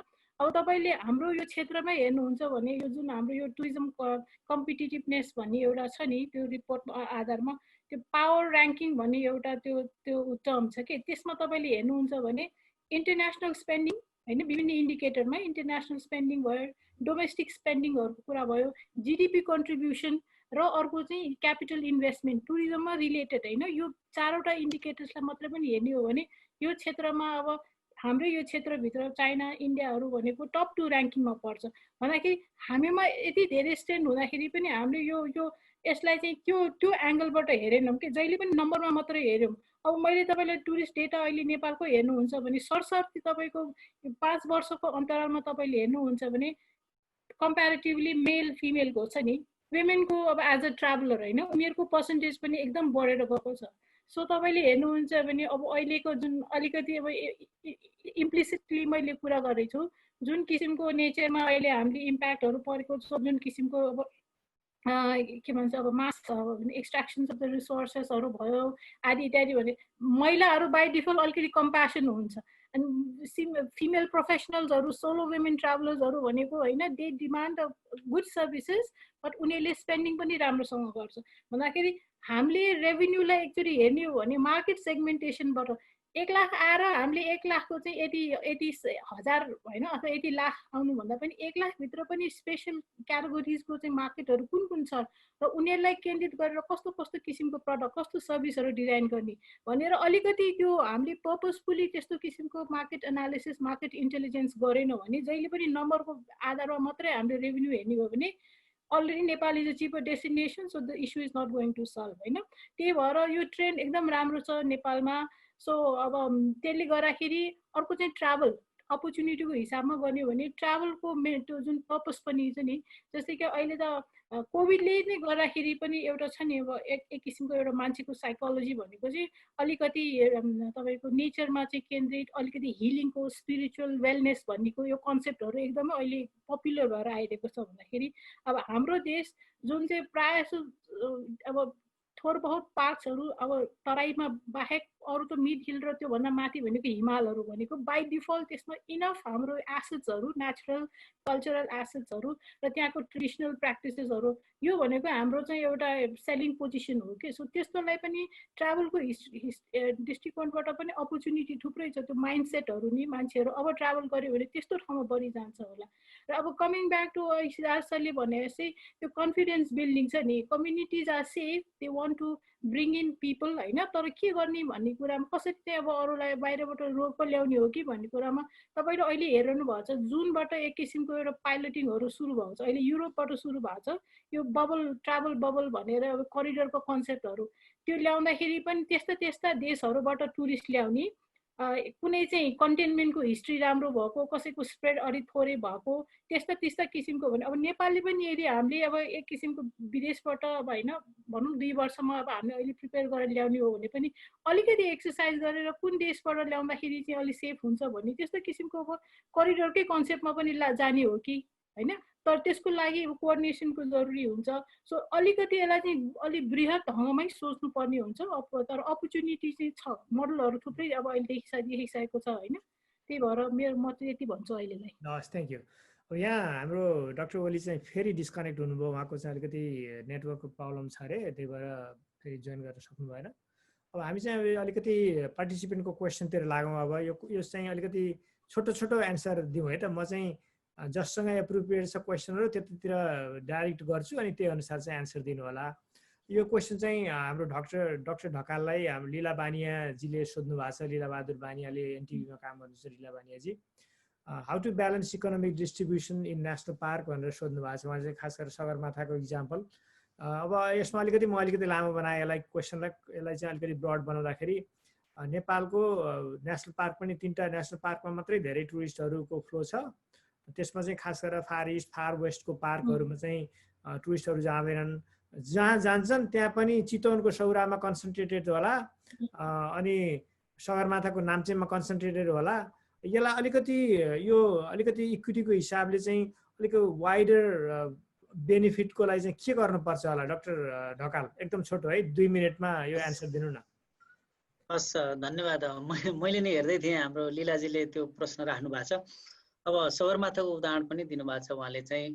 अब मैले देख्दाखेरि अब अहिले कोभिडको कारणले मध्यवर्तीको क्षेत्रमा जुन रेभेन्यू आउने र जाने जुन चान्सेस थियो, अब त्यो चाहिँ अब यो वर्ष अब घट्ने भयो। अब अर्को वर्ष कति इम्प्याक्ट पर्छ मलाई लाग्छ 3टा पाटोबाट हेर्नुपर्छ जस्तो लाग्छ चाहिँ मलाई उहाँको प्रश्नमा कन्सन्ट्रेट हुँदाखेरि। एउटा चाहिँ अब मध्यवर्ती क्षेत्रको पैसा चाहिँ जो चाहिँ जनताहरू, अब हुन त यहाँहरू सबैले र प्रश्न गर्दा धेरै साथीहरूले पनि यो मध्यवर्तीको क्षेत्रको पैसा भनेको कन्जर्भेसनमा मोटिभेसनको लागि दिने नीति आयो नेपाल सरकारको, त्यो हिसाबले आएको भनेको छ। तर त्यो पैसा चाहिँ फिल्डमा जाँदाखेरि पनि साँच्चै कन्जर्भेसनमा कन्ट्रिब्युसन गरेको वर्ग एउटा, अर्को चाहिँ कन्जर्भेसनको कारणबाट नेगेटिभ आउटकमहरू मुख्य गरी अब कन्फ्लिक्टमा परेको वर्ग र उहाँहरूको अलिकति लाइभलीहुड अपर्च्युनिटीहरू क्रिएट गर्ने गरी हामीले जानुपर्ने हुन्छ, एउटा पोइन्ट। दोस्रो पोइन्ट, अगाडि भर्खरै डाक्टर ज्ञानले भने जस्तो नेपालको टुरिज्म अलिकति लोकलाइज भित्र पनि एकदम लोकलाइज छ। कस्तो लोकलाइज भन्नुहुन्छ भने अब चितवन गयो भने सौरामा मात्रै एकदम चाहिँ क्राउडेड छ, अनि यता तपाईँको चाहिँ नाम्चे गयो भने नाम्चेमा क्राउडेड छ, अनि पोखरा गयो भने लेक साइडमा क्राउडेड छ। यस्तो स्थितिमा अलिकति यसलाई चाहिँ रिडिस्ट्रिब्युटेड हुने खालका मेकानिजमहरू, प्याकेजहरू गरेर बेनिफिटहरू रिडिस्ट्रिब्युसन गर्न पनि सकिन्छ। अब अहिले अगाडि मैले एउटा पोइन्ट भनेको थिएँ, अहिले हामी सबैको ध्यान नगएको, तर अब चाहेर वा नचाहेर हामी सबैको ध्यान केन्द्रित लोकल गभर्मेन्टमै हुनुपर्छ मैले देखेको। यहाँहरूले अगाडि भन्नुभएको छ। अब यहाँ मैले फेरि एउटा कुरो सानो थोरै दोहोऱ्याउने भने टाइम लिमिट छ। अब संसारका धेरै कन्ट्रीहरू कोभिडबाट एफेक्टेड छन्। उनीहरूले बाइलेटरल अथवा मल्टिल्याटरल डोनरको हिसाबले पनि धेरै पैसा दिन सक्ने स्थिति नरहन पनि सक्छ। एउटा हामीलाई त्यो रिस्क छ। हिजो अगाडि अर्थक्वेकमा जस्तो हामीमा अर्थक्वेकबाट पीडित हुने उनीहरू सेफ भएको हुनाले उनीहरूले हामीलाई सपोर्ट गर्थे, त्यो चान्स पनि अहिले कम छ। अनि हाम्रो आफ्नै बिजनेसहरू चौपट भएको छ, राज्यको राजस्व नै उठ्ने स्थिति छैन भनिसकेपछि सम्पूर्ण समाजै आक्रान्त बनेको अवस्थामा चाहिँ समाजका सबै पक्षहरूलाई अगाडि लिएर जानुपर्छ। त्यो जाने भनेको अब सोसियल कर्पोरेट रेस्पोन्सिबिलिटीको हिसाबले पनि अलिकति बेनिफिट नपाएको जनताहरूमा जानेमा प्राइभेट सेक्टर पनि एक स्टेप फरवर्ड भएर आउनुपर्ने हुन्छ।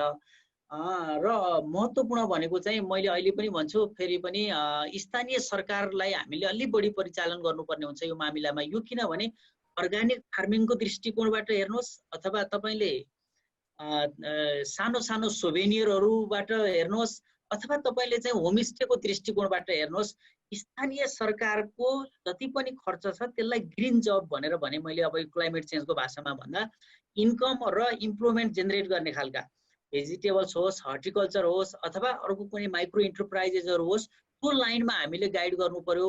अनि डेभलपमेन्ट इन्फ्रास्ट्रक्चर यो बाटोमा पैसा गएर जुन खेर गयो, तपाईँको चाहिँ वातावरण जुन खतम पनि भयो, हामीले जुन अनुभव पनि गरिरहेका छौँ, त्यो चिजलाई अब 1-2 वर्ष चाहिँ होलिडे इयरको रूपमा चाहिँ उनीहरूलाई चाहिँ पोस्टपोन गर्न लगाउनु पर्यो र पैसा चाहिँ प्रोडक्टिभिटीको क्षेत्रमा लानको लागि हामीले गाइड गर्नु पर्यो।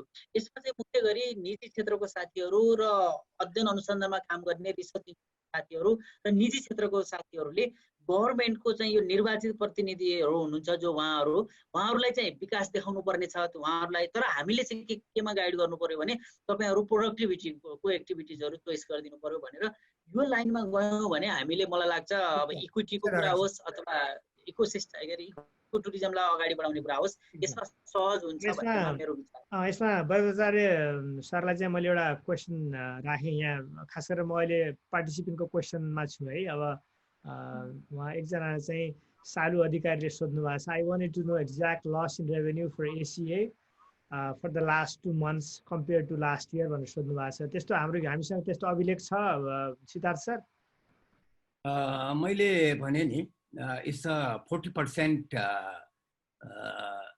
Lace tourist compare to last year भनेको छु। त्यो 40% लस भएको छ, 40% इन्टु 3000 नेपालीज रुपिज त हो। त्यस कारण त्यति कम्प्लिकेटेड क्यालकुलेसन होइन। तर मैले अघिको त्यो एउटा टुरिज्मको अघि बानिया सरको क्वेसनमा हाम्रो डाक्टर ढकालको कुरामा एकदम सहमति छु। त्यही पनि मैले एउटा सानो एड अन गर्न खोजेको चाहिँ के भने अहिले पोस्ट कोभिडले नयाँ एउटा अपर्च्युनिटी के दिएको छ भने everybody wants to travel where it is less crowded, तर चाहिँ नेचुरल एरियाज भन्दैछन् नि। त्यो हिसाबमा हामीले एउटा ब्युटिफुल अपर्च्युनिटी के छ भने रारा, सुक्ला, सेपोक्सोन्दो जस्ता एरियाज जुन चाहिँ नेचुरल्ली एकदम ब्युटिफुल एरियाजहरू छन्, टुरिज्म एकदम लो छ। There is high potential to develop these areas as a new tourism destination in the next 2 years। त्यसले गर्दाखेरि एउटा त नयाँ एरिया भएको हुनाले लेस क्राउडेड भनेर जाने भयो। अर्कोतिर हामीले यी कुराहरूलाई यदि फोकस गर्न हामी चाहिँ त्यो एक लेभलमा प्लान चाहिँ गर्दैछौँ, त्यसलाई अलिकति बृहत ट्रान्सफर्मिङ टुरिज्म भनेर त्यो छलफलमा मैले आउँला। एकदम ठिक छ। यो चाहिँ अब हाम्रो खास गरेर पार्क्सको वरिपरि बस्ने कम्युनिटी अथवा पार्कभित्र बस्ने कम्युनिटीलाई चाहिँ अहिले उहाँहरू धेरै कन्फ्युज हुनुहुन्छ। म 1-2जनासँग कुरा पनि भएको थियो मेरो। उहाँहरू चाहिँ के गर्ने अहिले, अब इन्भेस्ट गर्नुभएको छ टुरिज्मको लागि। टुरिज्म एउटा ठुलो स्रोत थियो होइन, अब इन्कमको स्रोत थियो, त्यो चाहिँ गयो। त्यसमा चाहिँ एनटिएनसीको अथवा नेपाल सरकारको चाहिँ के स्ट्राटेजी छ खास गरेर स्मल स्केल एन्टरप्रेनरहरूलाई, टुरिज्म एन्टरप्रेनरलाई भन्ने क्वेसन गर्नुभएको छ प्रशान्त पौडेलले। के छ एनटिएनसीको तर्फबाट बद्राचार्य सर यसमा तपाईँको एन्सर? मैले भने नि हामी यो वर्ष त अलिक बढी हामीले अलिकति रिथिङ्किङ, रिप्लानिङ अनि अलिकति रिभ्युइङ आवर वर्कमा हामी फोकस गर्छौँ भनिरहेछौँ। त्यसपछि हामीले के इमिडिएटली के भन्दैछौँ भने दिस इज द अपर्च्युनिटी त्यो स्मल स्केल लोकल इन्टरप्रेनर्सलाई क्यापासिटेट गर्ने, यो सिचुएसनलाई रियलाइज गरेर अलिकति स्ट्यान्डर्डाइजेसनमा जाने अनि उनीहरूलाई अब अरू जब अपर्च्युनिटिज अझै क्वालिफाई गरेर अगाडि जाने अलिकति बढी प्रिपेयर्डनेसमा हामी लैजाउँ भनेर प्लानिङ र थिङ्किङ गर्दैछौँ। बेसिकली हामीले चाहिँ धेरै इन्भेस्टमेन्ट चाहिँ क्यापासिटी डेभलपमेन्ट, ताकि न्यू फ्लोमा चाहिँ न्यू स्ट्राटेजी अनुसार सेफ्टी सैनिटेशन सबै कुरालाई ह्यान्डल गरेर एउटा इफेक्टिभ तरिकाले जान सक्ने किसिमको एउटा इन्भाइरोमेन्ट क्रिएट गरौँ भनेर एटलिस्ट हामीले अहिलेलाई 6 डेस्टिनेसन्सहरुमा यो काम गरौँ भनेर लागिरहेको छौँ। यहाँ धेरै पार्टिसिपेन्टको क्वेसन कस्तो छ भने हामीले चाहिँ अलिकति रिस्ट्रक्चर रिकन्सेप्चुअलाइज गर्नुपर्छ कि भन्ने खालको छ। गोविन्द बस्नेतजीले सोध्नु भएको छ, will there be potential change at the conceptual level भनेर सोध्नु भएको छ। खास गरेर हाम्रो कम्युनिटी बेस्ड टुरिज्मको मोडालिटीमा चाहिँ केही चेन्ज ल्याउन सकिन्छ कि यति बेला यो केही अपर्च्युनिटी छ कि भन्नुभएको छ। अनुलामाजीले छोटो एन्सर दिनुहोस् न यसको। हजुर, धन्यवाद। अब हामीले रिकन्सेप्चुलाइजेसनको कुरा गर्दाखेरि पनि नि अहिले हामीले भन्यौँ नि, बेसिकली चाहिँ हामीले अहिले जुन किसिमको हाम्रो सर्भिसेसहरू होइन एट द प्रोडक्सन र कन्जम्सन लेभलमा नि मेन इस्यु त्यहाँनिर छ कि। जस्तै यो जुन एउटा यो ग्रेट डिस्ट्रप्सन भन्ने जुन अवरोध खडा भयो भन्ने कुरामा नि सप्लाई चेनहरू तपाईँले हेर्नुहुन्छ भने तपाईँको एकदमै लोकलाइज छैन होइन। अब यदि तपाईँले अब एउटा टुरिस्ट आउनलाई पनि बाहिरबाटै आउनु पर्यो, उसलाई खानेकुरा दिनेहरू पनि बाहिरबाटै आउनु पर्यो होइन। जस्तो कि लिकेजेसहरूको कुराहरू धेरै छ अहिलेको एक्जिस्टिङ मोडलमा। तपाईँले बिजनेस प्र्याक्टिसेसहरू हेर्नुहुन्छ भने द वे द डेभलपमेन्ट भनौँ न ग्रोथहरू कसरी भएको छ भने नि सप्लाई चेनमा हरेक सर्भिसेसहरू दिनलाई गुड्सहरू चाहिँ बाहिरबाट होला। एक दुईवटा जस्तो कि किचन, अब पहिलादेखि नै एउटा कन्सेप्ट चाहिँ अब होमस्टे एउटा होटेलहरू छ भने भनौँ न कम्युनिटीले म्यानेज गरेछ भने एट द मोस्ट उसले लोकली सोर्स गर्न सक्ने भनेको उसको किचन गार्डनमा भएको कुनै भेजिटेबल्सहरू होला अथवा कुनै दालहरू होला त्यो। तर beyond that everything has to be important होइन। भन्दाखेरि रिस्ट्रक्चरिङको कुरा गर्ने हो भने नि त्यो होल मोडल अफ अपरेसनलाइजिङ त्यो होल बिजनेस मेकानिजमको होइन त्यो सबै नै हामीले सोच्नुपर्ने बाध्यता हुन्छ र यो जरुरी पनि छ। किन भन्छु भने तपाईँले अहिले हामीले नेपालको केस मात्रै होइन संसारभरि नै 2-3 वर्ष यदि इन्टरनेसनल टुरिज्म पिकअप हुन टाइम लाग्छ भने त अहिलेको लागि हामीलाई त राहत दिने भनेको त्यही डोमेस्टिक टुरिज्ममै हो होइन।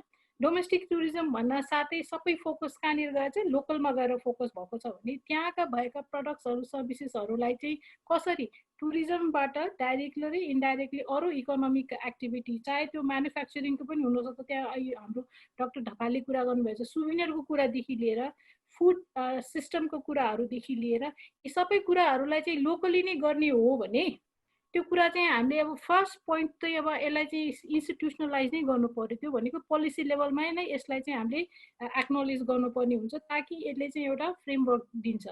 जब हाम्रो पोलिसीमा चाहिँ यसलाई पनि एउटा चाहिँ प्रायोरिटीको रूपमा हेर्ने हो भने लोकलाइजिङ चाहिँ होइन सर्भिस मेकानिजम इकोनोमीहरू गर्ने हो भनेर यसरी पोलिसीमा नि एड्रेस भएर आयो भने चाहिँ त्यसको आधारमा जुन कम्युनिटी लेभलमा भएका प्लानिङको कुराहरू एक्टिभिटिजहरू चाहिँ त्यसले चाहिँ एउटा के भन्छ भने स्थायित्व पाउँछ र त्यसले एउटा चाहिँ लेभरेजिङ पाउँछ। सो रिकन्सेप्चुलाइजिङ गर्ने भनेको एन्टायर भनौँ न the mode of producing and developing the whether as a homestay होस् कि लोकल डेस्टिनेसन्स हो कि यो सबै कुराको इच नोडमा कहाँ चाहिँ कस्तो किसिमको चाहिँ हामीले त्यो चेन्जेसहरू ल्याउनु पर्ने हुन्छ त्यो अलिकति सिस्टमिकली नै हेर्नुपर्ने हुन्छ। ठिक छ।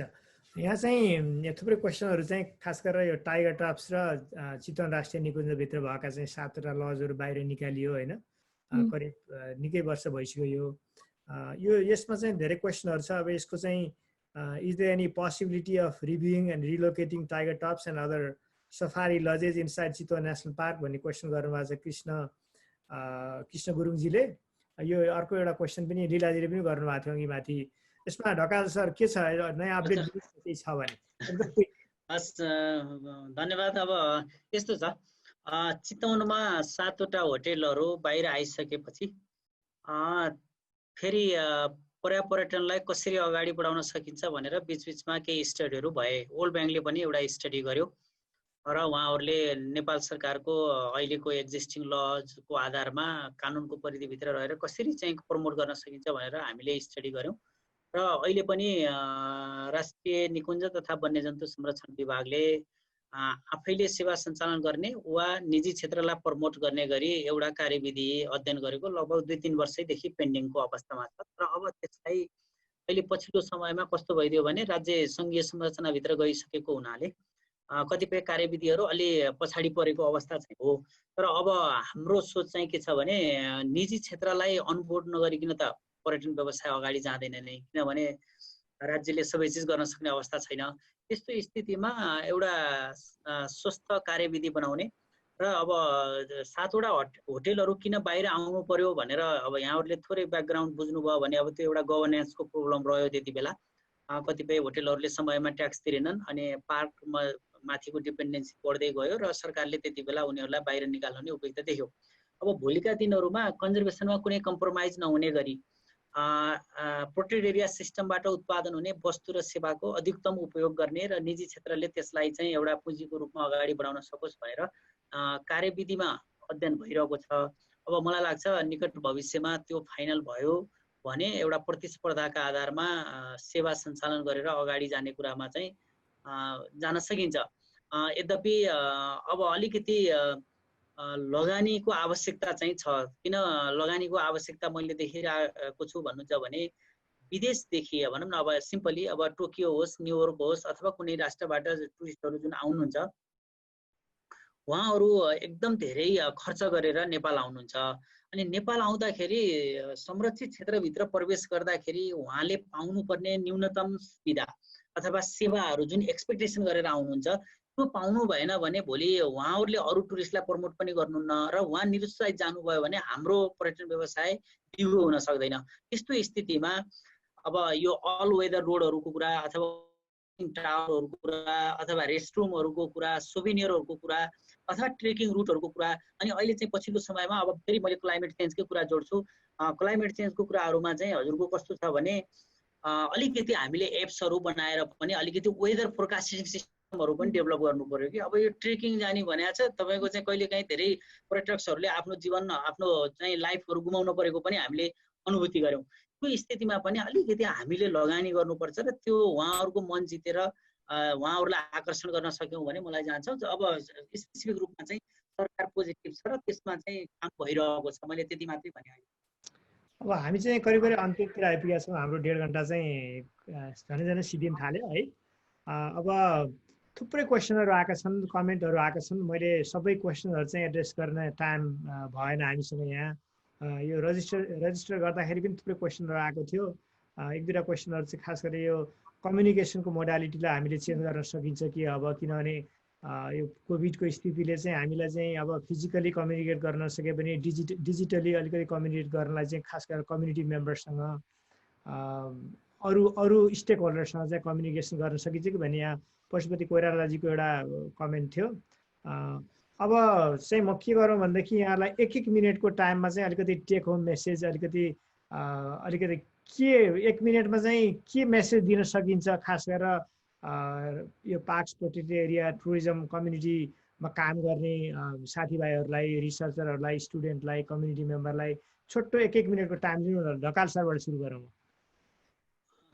हस्, धन्यवाद। अब मैले फेरि यो छोटो समयमा मैले के भन्छु भने अहिलेको कोभिडको कन्टेक्स्टमा हामी सबैजना यसबाट पीडित छौँ। यस्तो स्थितिमा हामी सबैले आफ्नो ठाउँबाट कलेक्टिभली कन्ट्रिब्युट गरौँ, म चाहिँ त्यो भन्छु। किनभने त्यो गऱ्यौँ भने बिस्तारै हामीप्रतिको सोसियल भ्यालु पनि बढेर जान्छ, ट्रस्ट पनि बढेर जान्छ र त्यसले चाहिँ इन्टरनेसनल जुन टुरिस्टहरू हुनुहुन्छ अथवा भोलि हामीले जुन एक्सपेक्ट गरेका छौँ उहाँहरूलाई पनि यसले चाहिँ होप अफ लाइफ, नेपाल गयो भने हामीले चाहिँ यो किसिमले सुविधाहरू पाउँछौँ भनेर हामीले चाहिँ केही गरेर देखाउँ अनि विदेशीहरूलाई त्यसमा आकर्षण बढाएर अगाडि जाउँ। म यति नै भन्छु। Thank you. Doctor Siddhartha Bajracharya. म स्ट्रेट भन्दाखेरि यो इट्स अ ग्लोबल क्राइसिस, सबै प्रोटेक्टेड एरियाहरू इक्वली सफर भइरहेछ। त्यसकारण अब ग्लोबल लर्निङ पनि हामीले ल्याउन सक्नुपर्छ भन्ने मलाई लाग्दछ। किनभने आइयुसिएनदेखि लिएर WTO धेरैले चाहिँ विभिन्न गाइडलाइन्सहरू पनि निकालिराखेको छ। एउटै यहाँ इन्फर्मेसन म के दिन चाहन्छु भने हामीले within next 6 month nature based टुरिज्मको प्रोजेक्ट हामी लन्चिङ गर्दैछौँ, particularly in 6 destination, particularly focusing on post COVID इम्प्याक्टलाई नै हेरेर hopefully that will be a big opportunity for bringing back the tourism भन्ने मेसेज दिन चाहन्छु। Thank you. डाक्टर अनु। हजुर, मलाई चाहिँ एउटा टर्म युज गर्न मन लाग्छ। हामीले धेरै सुन्छौँ रिबिल्डिङ रेस्पोन्सिबली भन्ने कुरा छ होइन। अब त्यसपछि रिसेटिङ द होल अफ ट्राभल र टुरिज्म भन्ने कुराहरू आएको छ।